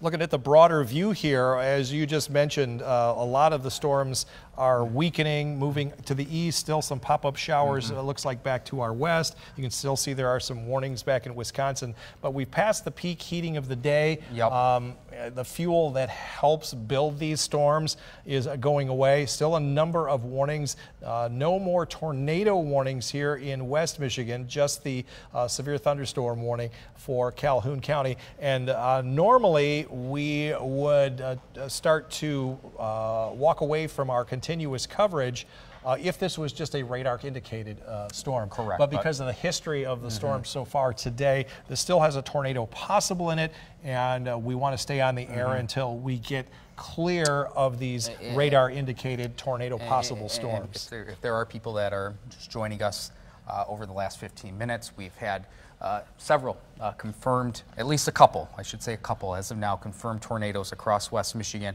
particularly in the Portage area. That is where we've had reports of some substantial damage. Unfortunately, there has been one injury so far with that tornado. This is a separate confirmed tornado in the Colon area towards Union City, so parts of Branch into St. Joseph County towards the Michigan state line. So this has been an active day from a severe standpoint. We have had confirmed tornadoes, some of which on the large and dangerous side, which has produced some rather substantial damage, George. Especially in the Portage area. And then we're looking at the video this here. Is Colon. This is a multi-vortex tornado. Several fingers around a parent storm. Definitely a wall cloud there, and that spun up down from there. I understand. I don't know if we've mentioned it before. You know those irrigation grids that they have. I understand from our live interview earlier today, Chase, that it had overturned those. Which takes quite a substantial amount of wind to do that's not something that a person can lift up. You can kind of see I didn't notice this earlier, you can see the wind whipping across the field there, feeding the parent storm. That's a wall cloud. That's amazing. At one point, we measured this entire wall cloud to be about 6 miles wide, with the center of it right down from the center of that. Juliet, I understand you have a little bit more information from the newsroom. Yes, we just got some information from Bronson Hospital. They say that right now they have no injuries at the hospital, but they recommend that people do stay off the roads so that ambulances who might have those who were injured by the tornado can get to the hospital. So right now, that's the good news. No injuries, but stay off the roads, and they're fully staffed and ready for when or if any people with injuries from the tornadoes come in. Now, let me tell you, in Portage, the one area that seems to have been hit the hardest is Center Avenue. And that the businesses, houses, a 2-story house collapsed there. That's where we have there's also a mobile home park in Portage that is damaged. We have that FedEx building, the Jude's Barber Shop, all in that area in Portage. We want to go back to Micah Cho, who is in Portage, with an update of what he is seeing. Micah, what do you have? I don't know how much of this he's sprayed already, but I am going to start here. 5 minutes ago, we kind of see this on and off with the storm as far as we've been down here. But again, let's get back to that FedEx building now that we're a little dried off. We can see, excuse me, we can see part of that roof kind of just torn backwards over to where these FedEx trucks are parked. I'm not sure if we can see it too well, but there's a lot of debris on the ground. It looks like a lot of tarps. But one thing that I think is kind of different here is we see those big, heavy steel beams, kind of seeing those warehouses. One of them is just dangling off side of this FedEx building. And really, that's not the only damage that we've seen around here. We see a lot of trees down. I know I mentioned a little bit earlier, about 10 minutes ago when we were live, that it smells like freshly cut wood, something you would smell, you know, if you were cutting 2x4s, but that's because there's just so many branches, there's so many trees down all this exposed wood. If we kind of turn to the left over here, we can see it's pretty much kind of like a line that comes down on this tree line. A lot of trees down over here, but when we get closer to the road, it doesn't look like there's too much over there. Now, speaking of the road, we have seen a lot of consumers' energy trucks out here. This intersection is currently down. We see a lot of drivers, you know, kind of doing what they're supposed to do in these situations and coming to a four-way stop. But just before we get back to you guys in the studio, I know Eric is kind of pointing down this way, but you can kind of just see some of the debris that are just scattered around this drive. We can see this metal sign here, an orange work cone. Just all this random stuff is just kind of scattered across this FedEx property. Now, there is the Stryker building over to the left of the FedEx building. That does not seem like it has a lot of damage. There are a lot of branches down. There's a lot of trees down, like I said, but maybe some scattered cones. But as far as trucks or trailers go, there's not a lot to see over there. We really kind of see, again, just this line of FedEx property that has been damaged. So we'll send it back to you guys for the studio for now. Live in Portage, Micah Cho, 13 on your side. Thank you, Micah. And meteorologist Samantha Jacks has been assessing the damage in Kalamazoo County in the Portage area as well. So let's go back live to Sam to see what she has, the latest. Sam?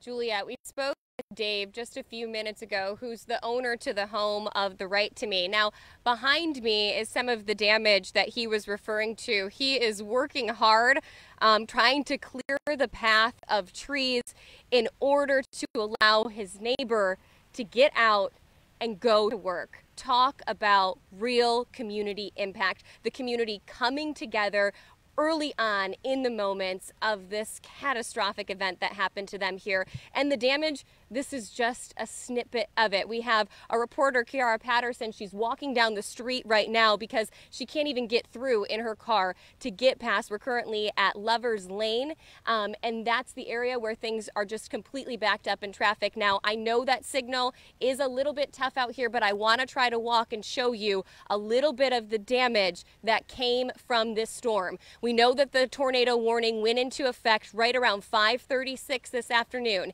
You can see all the trees down behind me. This house off to the back here, if you can try to zoom in there, there was a woman. She was sitting out on her back porch. She asked to not go on camera, visibly shaken still at this point in time. She was sitting on her back porch and watched as the trees began to collapse around her. And you can see that there are actually trees on her porch. It was a life-saving moment that she got up and ran into her house, and she could have had, of course, harmful damage done to her. That is why when you hear those warnings, whether it's a siren, whether it's the notification going off on your phone, you need to heed the warnings. You need to get inside and you need to get into that shelter location. It's moments like this that remind us of exactly why it is so important to take those critical weather alerts seriously. If you don't have multiple means to receive severe weather alerts, you need to make sure sure you do, because it's not to say necessarily that that tornado siren outdoors went off and warned her. Maybe if that would have had that notification on her phone, things would have been a little bit differently. Let's zoom around here. We'll go nice and slow so that hopefully we don't lose signal with all of you. Of course, power lines down just about everywhere across the region. That's something we're watching really closely as we walk. But look at this tree. Roots completely ripped out of the ground, right? That is the power of a tornado. The other thing that we're noticing is that everything has kind of fallen in a different direction, right? This tree has fallen towards the road, but this tree off to the right of me has fallen in the opposite direction, and it just keeps going that way. That is a sure sign that there was rotation that worked throughout this region. Now, unfortunately, I can't hear all of you back in the studio. I'm going to try to reconnect to join back with you, Juliet, but we're going to continue to be out here. We're going to continue to hear the impacts that were left behind from this storm. We're going to talk to the community members, and we are going to continue to be hopeful that nobody was hurt, that nobody was injured, and that it's stories just like the woman on her porch where she got inside just in the nick of time, made that life-saving decision to get inside from the storm and seek shelter. Juliet. Sam, thank you for that update. Once again, 2 tornadoes in Portage that we are hearing. If you watch Sam's interview with the gentleman who watched it and whose property is damaged, she asked him what advice would he have for people. He said, make sure your home insurance or even your renter's insurance is up to date. Also, I was starting to mention about the storm chaser who saw the first tornado on Portage. He said that there were pieces of a home in the vortex of the tornado. So once again, Portage seems to be the hardest hit area, and just avoid that area if you can. If the power is out. Consumers Energy, we have 27,000 people without power, 221 outages. So we want to go back to George and to Blake with an update on where things stand right now. Yeah, thanks so much, Juliet. We still hold on to the severe thunderstorm warning for Calhoun County at 8:13, so within the last minute or so. The severe thunderstorm, the at least strongest one, located over Marshall, moving north and east at about 25 miles per hour. The main concern, 60-mile-per-hour wind gusts, or at least wind gusts upwards of 60 miles per hour, and quarter-size hail.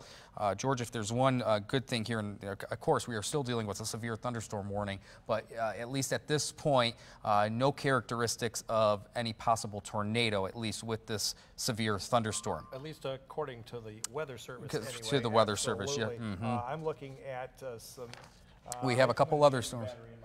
So we'll just keep Mike's. Yeah. So we also have that particular storm cell right there, and this one, all of these could produce some rotation. I see a new update here on the radar, updates about every couple of minutes. That particular cell right there, I'm going to zoom in on that. That has some broad rotation with it right here.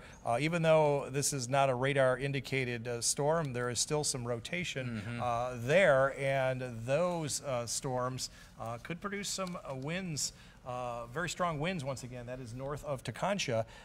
Looking at a secondary one as well. This is a little bit back further to the west, northeast of Athens, north of Union City. Both of those have a little bit of rotation within it. So even though it is just a severe thunderstorm warning, still have a possibility of a couple of spin-up tornadoes on the backside of those particular storms. As we power up my mic again, we've been on the air so long that the batteries have run out on some of our microphones, so that should be coming back online here in just a second. And again, we're not getting any indications of, there is some debris signature. I notice here, Blake, northeast of Teconcha. I want to try and see if we can co-locate that with maybe some of the velocity scans. Yes, that is up in that area. So if there is debris showing up with this cell right here, we co-locate that with the debris signature. That is in the same spot. So if you are in the areas northeast of Teconcha, I'm going to zoom on here because that's the Homer area. Yeah, that seems to be the area near 23 Mile Road, F Drive South. South of Eastern Michigan Avenue. This is southeast of Marshall. Once again, pointing out this is the debris that is lofted with a particular rotation, and that is got at least as good as what we have seen earlier so far, tonight. Yeah. There is definitely some rotation right in through here. I'm going to see if I can try and pull any of this. I'm interested in this purple one right here. I think that's a mislabeled one. Not a lot of wind, but gust wind shear up to 31 miles an hour. That's not terrifically high, but even though this is just a severe thunderstorm warning, radar indicated, we're still seeing some rotation in that cell just to the northeast of Tecontia, southwest of Albion. Go back to the debris signature. You want to go back to the debris signature right there? It's still looking like we're having a signature of debris being lofted in the atmosphere that's heading towards Albion. Well, yeah, that's showing the difference between raindrops and shingles and 2x4s and leaves. I'm interested also in the one that's again down here near Union City, east of Athens, is showing a debris signature as well, and see if we can co-locate the, yes, there is some rotation there as well. You can see that signature right here, along with the signature right. And that's the same area for folks just joining in, maybe haven't been caught up. Union City, right in there by the Athens area, that area, there was a confirmed report of 4-inch size hail. We're talking softball size hail in that Union City area earlier this evening, right around probably, what was that, 6 o'clock or so? Yeah, 6/11. Yes, 6/11. there you go. So far, 7 confirmed tornadoes, 81 reports of hail. Not all here in West Michigan, but certainly area-wide.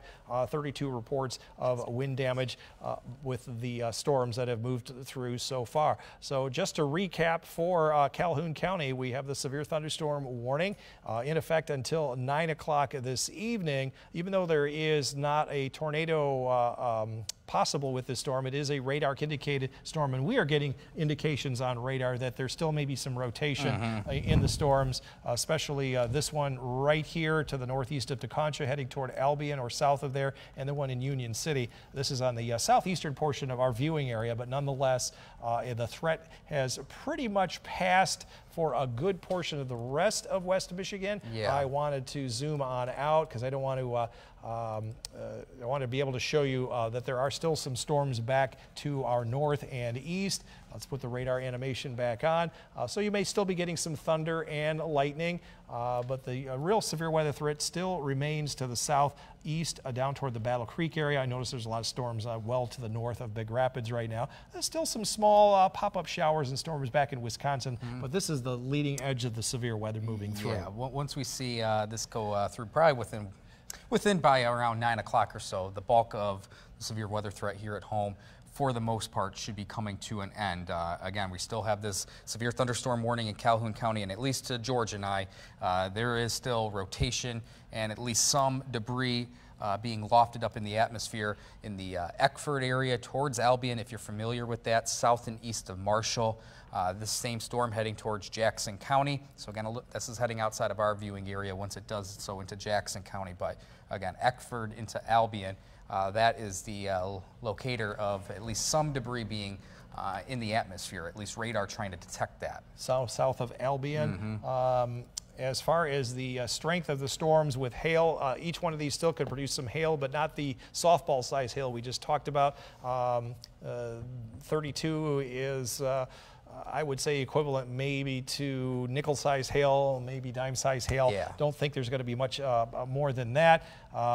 So this is not really a large damaging hail producer. This is more of a concern with perhaps some rotation. We're going to put the rotational loop on there. You can kind of see it, not as pronounced as it was. There's that storm we're tracking right in through here. There's this one in through here as well. Yeah, still very concerning, not to the point of what we saw earlier tonight. But still, if you are in the Calhoun County area, it is still one of those times to be in your safe space, be in the most secure location of your house or whatever building that you may be located in, as we still have this severe thunderstorm warning. And of course, we're still indicating at least some broad rotation in a few of these cells. So again, the threat is not over just because a tornado warning is not currently in place. We still have this tornado watch until 9 o'clock as well for the county shaded in yellow. So this still includes Ottawa, Ionia County. Will say it does look like this will, they might just let this expire at 9 o'clock. They George. might. The new tornado watch was issued later for 11 o'clock. Ionia, Barrie, and Calhoun counties to the south and east. The timing is going to be pretty good for this part of the watch area, and probably for this. Maybe canceled earlier for Ionia and Barrie because this is all the way extending over into Hillsdale County and those areas as well. Yeah, this all started roughly about 4 o'clock this afternoon. We saw a few thunderstorms develop in the Chicago, Gary, Indiana area towards Michigan City. This all started with some large hail reported in the Michigan City area just south of the Michigan state line to the west of South Bend. And then we saw these thunderstorms continue to develop over the course of this evening. The bulk of the severe weather has been mostly near the I-94 corridor, stretching from Van Buren into Kalamazoo, Calhoun County, and southward. And again, we've had a few confirmed tornadoes in the Portage area, again near Paddle Creek, for example, in the Galesburg and Climax area to the eastern half of Kalamazoo County. And unfortunately, we already have crews on the scene. There is a lot of damage, especially in the Portage area, with not just one, but George, again, something that I've never seen, and I don't want to speak for you right now, but another tornado, a confirmed tornado over the same area, pretty much in the vicinity of a mile or two of Portage. Not in the same day, not within the same afternoon. Within an hour and a half. Without an hour and a half. So, yes, 2 of them in a row, unprecedented, at least in my career. It's been a long career, of course, and yeah, don't really want to go through that again. No. And you can see all the reports here. It looks like right now all of the tornado reports are from northwest Ohio, northeast Indiana, right up into southern lower Michigan. That's from the Storm Prediction Center. That's their total. We did not see 7 tornadoes here in West Michigan. This is from nationwide. This is from all of the reports in this part of the Midwest, and this is part of that same parent storm that came out of Oklahoma and Texas earlier. Juliet, you have some new information from the newsroom. We do. We continue to get new images and video. We have new information now from that FedEx plant that was damaged in Portage. We want to go now to Micah Cho, who talked to some workers. Micah.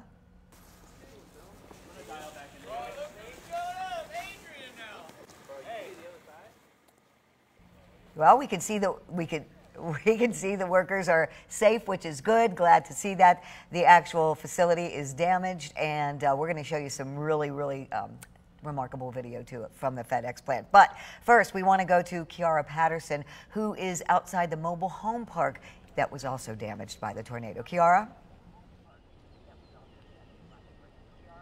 Yeah, Juliet, I'm here in Portage, right outside on Lover's Lane. I'm going to step out of the frame here so you can see exactly what's going on.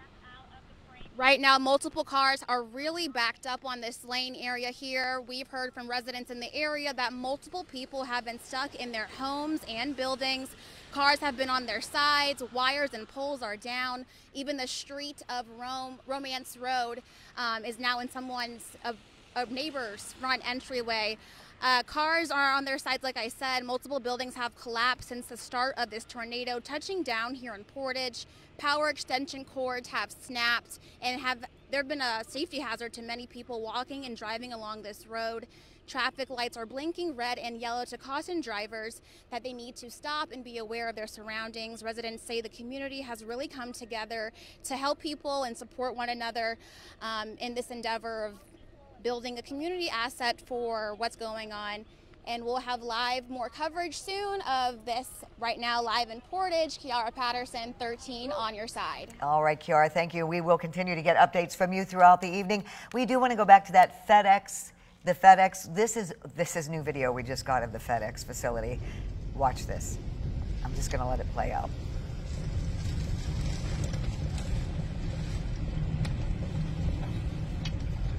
This is the tornado.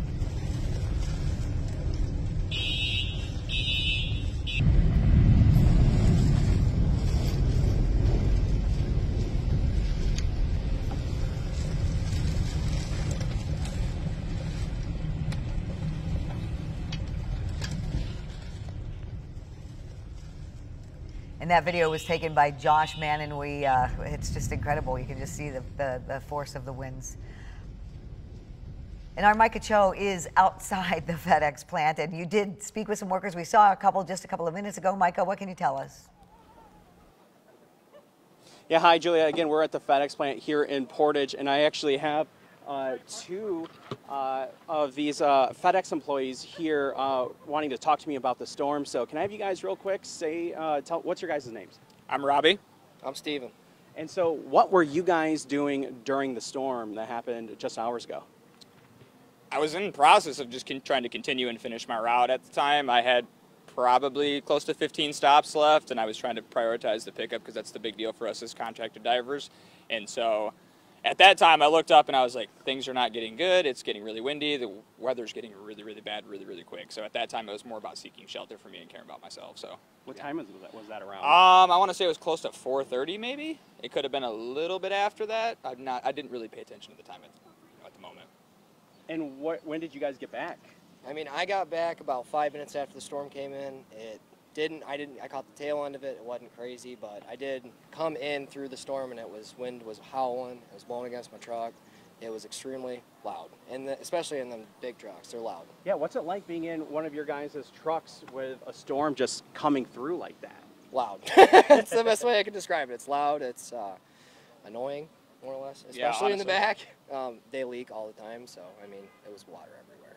And when you guys got back to the terminal, as you guys called it, what was your guys' first reaction to basically steel beams leaning off of the building? I was on I-94 and I got a call from my fiance at the time saying that, hey, I think something happened to FedEx. And then my two managers, Anthony and Austin, called me. It was like, you're not going to believe this.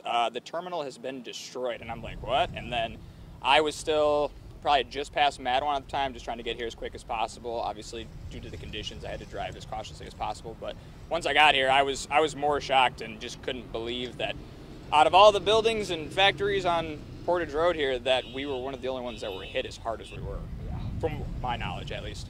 Yeah, what was your reaction? I mean, when I got here, I was in disbelief. I seen all the trees down, and it was insane. I didn't really look at the building at first, and then I seen the back part of the building. And we had another driver right in front of us who worked for a different contractor, and he goes, dude, the whole building's gone. Up the front.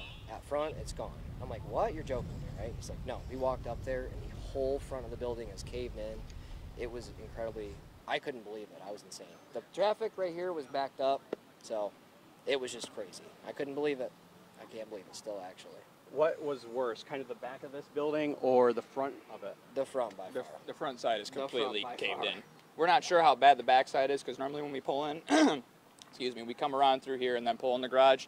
So when we walked up to the front of the building, obviously as FedEx employees and having badges, we were able to obviously get a good idea of how things looked, and it's totally caved in. So there's lots and lots of damage. When I first came down, I didn't know how bad the damage was. I seen all the lights were out. I was like, terminal's out of power. But no, to see all the semis twisted up along with the trees, the first thing that I seen in here, I was like, yeah, this is not just a normal power outage. This is destruction. So I'm assuming you guys aren't allowed into what's left of the building right now. As of right now, yeah, we're told that everybody is to stay out of the building. I mean, everybody was accounted for. No one was hurt, thank goodness. So we have friends who work just for FedEx themselves. I mean, we're contracted employees, so we come in, do our job, and try to get home as safe as possible every day. So that's part of the job. Yep. Anything else you guys want to share? Nope, that's pretty much it. We're just we're looking for jobs on Indeed tomorrow. Yeah, waiting for the next information to kind of come through for us. I mean, most of us work anywhere from 5-6 days a week. So, but now I just get to chill the rest of the week, and I'm off out of town for the rest of the weekend. So, no complaints. All right. Well, we appreciate you guys talking to us. Absolutely. Again, we're at the FedEx building off of Portage Road here in Portage. A lot of that roof is torn off. As we heard earlier, some of that building is caved in, so we'll continue to stick around here for the next few hours. Reporting in Portage, Micah Cho, 13 on your side. Thank you, Micah. And as you heard, twisted trailers and trees down everywhere in addition to the damage to the building to the FedEx facility. Right now, Consumers Energy is reporting 27,261 customers without power. Most of those people are in St. Joseph and Kalamazoo counties. We just got off the phone with Tracy Wimmer from Consumers Energy, and she did update us on the efforts to restore the power, and she has some safety information she wanted to pass along to everyone. So the first and the most important is to stay away from a down power line, and especially anything that the power line is touching. You should always assume, even if you don't have power in your house or you think there's not power in your neighborhood, you should always assume that a line is live and that you should not go near anything that is touching. And that's especially important when we have debris situations like this. So even if it's on a vehicle or if it's touching your home, in the cases of homes, you are safe inside your home, but you should not exit your home if you see that there is a line down directly on your house. And Wimmer says the first step will be the damage assessment. That could take a significant amount of time because of debris that needs to be moved first, as we have been seeing. Julia Gorman, who's one of the newest members of our 13 on Your Side team, is also down in Kalamazoo County around Center Avenue. And Julia, what are you seeing there? Yeah, Juliet, we just got set up here in the last couple of minutes, and the biggest thing you're noticing is just the amount of people who are out and about right now. I will step out of the way. Folks in this area right near Oakland and Center, we're near Center Square, if you're familiar with that plaza, just walking around and looking at what has happened to their area. Lots of downed trees, large trees, just totally ripped out of people's yards. You're seeing just a lot of debris here at the backside of that plaza. We actually just saw some folks already walking around with trash bags, picking stuff up, but there is a significant amount of debris on the ground. And we're right here by this Citgo gas station, and you can really see these large pieces of what I think are from the top of this building here, this car wash off to the side, but almost like big sections of shingles with piping mixed throughout, just ripped and thrown. There's another big section over here off to the left. And I mean, yeah, you've got this large, heavy piece of metal here that, I mean, twice the size, twice the height of me, very heavy, just ripped and thrown. If you look over off to the street here, another big piece of that black sort of tarping or shingle material blocking the road.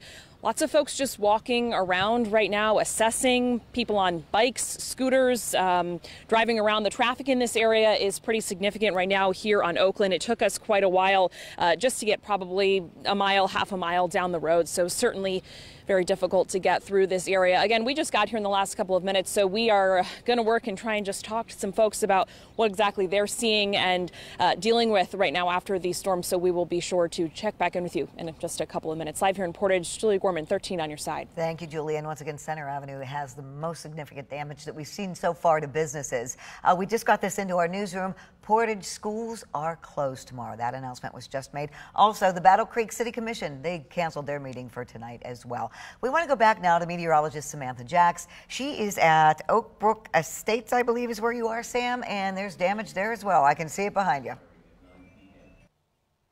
Yeah, lots of damage here, Juliet. We've only been here for about 10 minutes, and the stories that we've already encountered are really remarkable. From roofs ripped off homes to someone even being trapped underneath debris. Behind me, you can see the damage, and we are joined by the owners of this home, Bud and Mary. Thank you so much for taking the time to talk to us. What is it that you all experienced today? It was scary. It was fast, but everyone's fine. So, well, yeah. So we thought we weren't going to go to the seniors, so if I drove over to get my buddy Jimmy, 2 minutes later it was done. It was all It over. was all that over. Fast, so. That quickly, so not a ton of time to act, not a ton of time to react either. And in just 2 minutes, this is the damage. What's the status right now of your home? It looks pretty good. It's repairable. That's all that matters. That's all that matters. We can fix it. And in those moments of this happening, what was going through your head? Get inside. Yeah, Trying to find a safe place. yeah. And the last place I want to be is at a trailer park in a tornado, and here I was. So. And you said that this has been here for many years now, this establishment. Yeah, 89. The park's been here since 89, and we just moved in like 4 years ago. It's 55 and older. What has the community been like since this happened? It's only been a couple of hours. What sort of things have you seen? Everybody's out helping each other in the road. They're helping everybody. What about that woman that was trapped under the debris? Tell us about that. The fire department finally got here, and they got her out, and she was fine. They took her to the hospital. That's all we know about it. She'll be all right. I'm pretty sure she'll be all right. okay, She was yeah. talking all the time. She's under the debris. But So her I think house it'll be, is gone. Her house is gone. In moments like this, you see the community rally, but we also know that it's really important that in moments like this, we send the message out to the rest of West Michigan that you need to act quickly and take those severe weather notifications seriously. What would you have to say in regards to that? That's the truth. You don't there aren't too many places to go in a mobile home. Right. You're just going to hope God don't make, hit us. You have to make up your mind and quit saying, well, should we go? Should we not? Where should we go? You need to just go. Absolutely. Did you have a plan of action in place? Did you know that the severe weather threat was coming today? I think we were going to head to the senior center, which is right down the road here. Yeah, just about a mile away, but we never got that far. Because it happened so quickly. Yeah. Absolutely. And I didn't hear any sirens. Did you hear sirens They started about before? A minute before, then that was it. That was it. We got warning. Oh, Everybody got warning, I believe. The sirens going off in Portage, yes, they were doing that. Okay. Just about a minute's worth of a warning now. Probably 3-4 minutes. Okay, Yeah. 3-4 minutes of warning between the sirens going off outside and I'm sure getting those notifications on your phone, the TV station. Is there anything else that you would like to say? No, just that No, all we're healthy. just We're all glad healthy. everybody's fine. As far as we know, nobody in the park at all has been injured. So everything else, as long as your insurance is paid, you're good. Yes, absolutely. Well, it's incredible to see the smiles on your faces. Also, your son, another, in a sense, meteorologist, a weather geek like myself. He is, of course, going to see this and be even more influenced. I always say it's days like this that make a meteorologist because we want to be able to keep our communities safe. We're going to send it back to you guys in the studio here in just a minute, but I just want to once again remind everybody the importance of having those weather notifications. Those 3 minutes that Bud and Mary just mentioned were critical in terms of life-saving efforts to get inside, get in that shelter location, and make sure that they weren't underneath damage like this behind me. It's those life-saving measures, having those critical alerts, whether it's through broadcasting, through those outdoor sirens, or through text messages sent to your phone. You need to make sure that you have multiple means to remain weather aware. Juliet, I'm going to send it back to you all in the studio. Thank you so much for sharing your story with us today. They don't want to see her again. Well, that was Bud and Mary. They are from Oak Brook Estates. That's a mobile home park in Portage, 55 plus. So the older people live there. They said they were going to go to the senior center. Instead, they didn't have time. They didn't have enough time. But the thing to remember about that is they said no one is hurt. There was one woman who was trapped under a home, and we did see reports of that. They were able to rescue her. They say she's going to be fine. FedEx, they say no one was hurt there. Jude's Barbershop, no one was hurt. So far, that is the best news we've heard tonight. I want to go back over to George and Blake now with the latest on what's going on, and Anna, all three of our meteorologists over there. We can't do the weather coverage without great help. Blake is here doing yeoman's work, and so is Anna. Anna Myers is our new meteorologist, part-time meteorologist. Really appreciate you being here today. Yeah, we had so many, dozens and dozens of storm reports coming through. Anna was relaying the information, and wow. Yeah, there's a paper trail that comes in with all of these warnings, and she was keeping track. Well, tell us what you were doing. You were keeping track of tornadoes. Yeah, tornadoes and social media reports and National Weather Service chat room. So we just appreciate all the help here tonight, and Juliet as well. We're not done. We're going to still have news coverage up until 9 o'clock tonight, but there is some good news, guys. Let's go to the Max 1. We'll show you that the tornado watch was canceled for virtually all of West Michigan. That was scheduled to expire anyway at 9 o'clock. And the tornado watch continues just for Calhoun County until 11 o'clock tonight as the storms are exiting the region. We did get one recent photo from Robert Hoy. Thank you, Anna, for pointing us out to this. Is near Galesburg. A very nice image of very large stovepipe tornado. Of course, there were multiple vortexes with that. The other good news is, I guess, is that the severe weather is on the wane in Calhoun County. The warning remains in effect until 9 o'clock there for about another 20 minutes as that storm is exiting to the south and east. Still want to track to see if there's any rotation within any of this. It is very marginal. If you've been with us for the coverage all throughout the evening, this is the area of concern right here with the red and green very close to each other, and this is going to be soon exiting well out of our viewing area, so that is certainly a good news.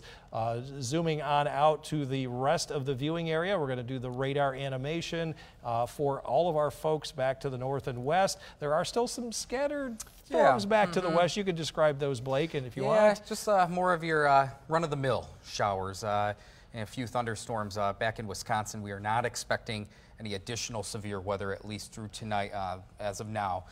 The main threat, as we're starting to lose more daytime heating, we're basically at sunset almost in the next few minutes. These storms are eventually going to weaken as they push farther to the east across Metro Detroit, especially down towards Ohio. But yeah, obviously a very active afternoon and evening here at home. For those that are watching from the lake shore, you too, Muskegon, Oceana County, you saw a little bit of stronger storms. In fact, a severe thunderstorm earlier this afternoon. If you have any pictures or you have any videos that you want to share, feel free to scan that QR code at the top right of your screen, or also text the word storm to 616-559-1310. We'll be able to see all of that and try to get that on air and share that with the rest of us here in West Michigan. We just appreciate the support team, the production team, especially in the back. You know, when we say, hey, can we do this? They're right on it and opening the mics and doing all of the really hard work as well behind the scenes. So thank you guys. And we're going to continue with more news coverage now of the storm and live reports before the sun sets. And we're going to toss it back over to Juliet and the latest from the newsroom. All right. Thank you, George. And Micah Cho continues to be right outside that FedEx facility in Portage. We're going to go back to him one more time with the latest update. Micah. Hi, Julia. If you guys were tuned in to when we talked to those two FedEx employees just probably about 10 minutes ago, you would have heard them say that the front of the FedEx building is a lot worse than the back, and that is true because there's no front of this building. It's open. You can see all of those steel beams that was holding the front of this building together. It's just looks like the roof either peeled back one way and then the rest of it collapsed. We can see some damaged FedEx trucks as well towards the front over here, and just a lot of that metal flashing still hanging up on the roof and on the side of this building. Again, too, there's a lot of trees, maybe not over this way, but to the left of us towards the street, there are a lot of trees down, which is kind of what we saw towards the back of that building. And if anybody was tuning in to probably about an hour ago, you could see that there was steel beams that was just kind of dangling off the back of that building. So again, the front of the FedEx building here off of Portage Road near Stryker, a lot worse than the back. So we'll continue to stay out here for the night. Reporting live in Portage, Micah Cho, 13 on your side. Thank you, Micah, for that. And once again, Center Avenue in Portage has a lot of damage. Many businesses and other structures have damage. So we want to go back out to Julia Gorman with the latest. You have someone with you there, Julia? Yeah, Juliet, lots of people around here, and I just talking to a gentleman named Dave here who's lived in Portage for more than 20 years. Dave, I know you've just been watching and looking at everything around here. I mean, you've lived in this community for many years. What is this like right now for you? It's weird to see all the trees down. This is Portage, a tree city, and we like the trees, but it's real disturbing to see them all down. But it's good that nobody's hurt. It's just some property damage. We'll get over that. We'll figure it out, get the power back on, and go back to life as normal. And I know you were talking about, you were monitoring, on TV the storms as they were making it closer to here, and then eventually you made that choice, hey, we got to get to the basement. You were talking about the winds just kind of all sorts of directions. Talk to me about that, what that was like. Yeah, I was looking out my picture window, and yeah, I was maybe staying upstairs a little longer than I should. And I saw the wind blowing from one direction, then immediately turned to another direction. And I said, no, that's not right. And then headed for the basement. And then came up 20 minutes later, and yeah, it's amazing. Wow, you got debris up in that tree like that. Yeah, and I just finally got on my bike. Had to cover a hole in my roof and take care of some stuff and around the house, got my generator ready to go. And now I just got on my bike and was cruising the neighborhood and seeing how widespread this is. And yeah, it's bad, but from what I heard, nobody's hurt. and it's just property damage, and we'll figure it out and get it cleaned up, and yeah, everything's gonna be okay. And I know you're telling me you've been here in Portage for many years, Grand Rapids before that. I mean, here, living in the state of Michigan, I mean, ever seen anything like this living here? Not like this. There was that legendary tornado that went through Kalamazoo 50, 60 years ago. Went through downtown, and I've seen pictures of that, but I've never seen anything like this here. And it's not as bad as like you see those horrible scenes from Oklahoma and Texas, and where entire blocks and blocks are just flattened. Houses just disappear off it and nothing left but a slab. We don't have that. But it's still, you know, quite a bit of damage, but it's not that bad. So, feeling grateful. Yes, very grateful that nobody's hurt, and hopefully we'll have power in a few days. Yeah, maybe a few days. I've got a generator. If we have to, we'll go someplace else. But. All right, Dave, thanks so much for talking with us again. Yeah, here at we're at the intersection of Oakland and Center. Just lots of debris, lots of folks just similar to Dave, just walking around and assessing what happened to their community. Lots of debris on the ground. Traffic in this area very difficult. If you can avoid having to drive through this area, I would highly recommend it. It's very slow. Still seeing a lot of fire and ambulance, make their way through this intersection. So we want to leave room for them to work. So if you can, stay in a safe place, that would be recommended. We will check it back in with you guys very soon. Juliet, sending it back to you from here in Portage. All right, Julia, thank you for that. And you can see all the people and all of the vehicles behind. People are out. There's going to be so much cleanup. And just so you know, once again, to reiterate, Bronson Hospital, a spokesperson tells us that they don't have anyone there yet. They are prepared, fully staffed. So far, everyone we've spoken to, even the person who was trapped under the home, from the witnesses say that she was fine and she's going to make a full recovery. So that is great news. Same with the businesses. They say they are all accounted for. We're going to take a look one more time now at the video from Colon, Michigan, I believe. Watching it, and it's popping over the tree line, and that like, oh, this is serious, it sends you into like almost like a panic mode, because you're not really prepared for it until it's happening. So when the funnel cloud popped over the tree line and actually touched ground, it wasn't a quarter mile from my house. I mean, it was in the field next to me. We went into go mode and got in the basement as fast as we could, and it was quite an adrenaline rush. But then you're also worried about, well, what about my house and my other animals? And all this stuff starts going through your brain. Like, this is serious. And this is the incredible video that Chase took as he watched that tornado right next to his house in that field. Just keep watching. It's just, don't see anything like this. And to think it's in Colon, in Southwest Michigan. All right, and we thank Chase for sharing his video and his pictures with us. One more time, we want to go back to meteorologist Sam Jacks, who is also in Portage. And Sam, I mean, you are seeing the way that these tornadoes moved across that area. Okay, thank you. You know what, Juliet, we're just getting word that there's a big gas leak behind me. They've asked that I step a little bit away here, but what I'm seeing right now is the worst damage that I have seen since entering into Portage. We are still in Oak Bridge Estates, but we have went to the back of the mobile home park. And what's right here is actually the foundation of what was a mobile home that is no longer here, completely ripped off of its foundation and tossed. Behind it, one of the areas that we are seeing that gas leak, and it sounds like they were able to cut off the gas leak, so everything is okay there. But you can see the foundation of that home completely ripped off, the roof caved in. There's bicycles, kids' toys tossed. And it only happened in a matter of minutes. These are the scenes that really tug at your heartstrings, tug at your emotions when you see these toys just scattered around. You know the lives of these children, these families, they are changed. This was their home.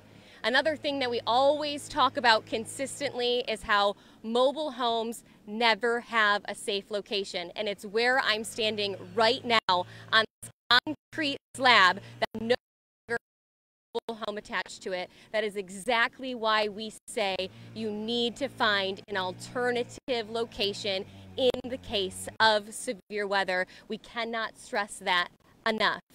Over just to the right of me was one of the areas where they found that woman trapped, where they say she has been transported to the hospital and is reportedly recovering. And Jake, why don't we pan over there and show the community coming together. You can hear the chainsaws off in the distance. They're already going to work. They're already picking up the pieces, and the good news is that tomorrow's forecast, mostly sunny skies, is going to help this community come together rather quickly. Juliet. Sam, thank you for that live update. And once again, that's a 55-plus mobile home park that Sam is standing in. And so the older people, they have such a great attitude about it. One thing we've heard from the homeowners we've spoken to tonight, they say, have homeowners and renters insurance. So great advice from them.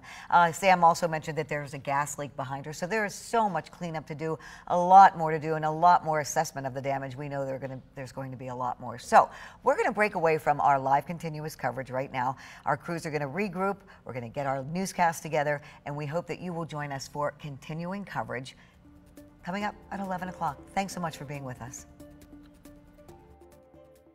This was a severe weather alert from 13 on your side.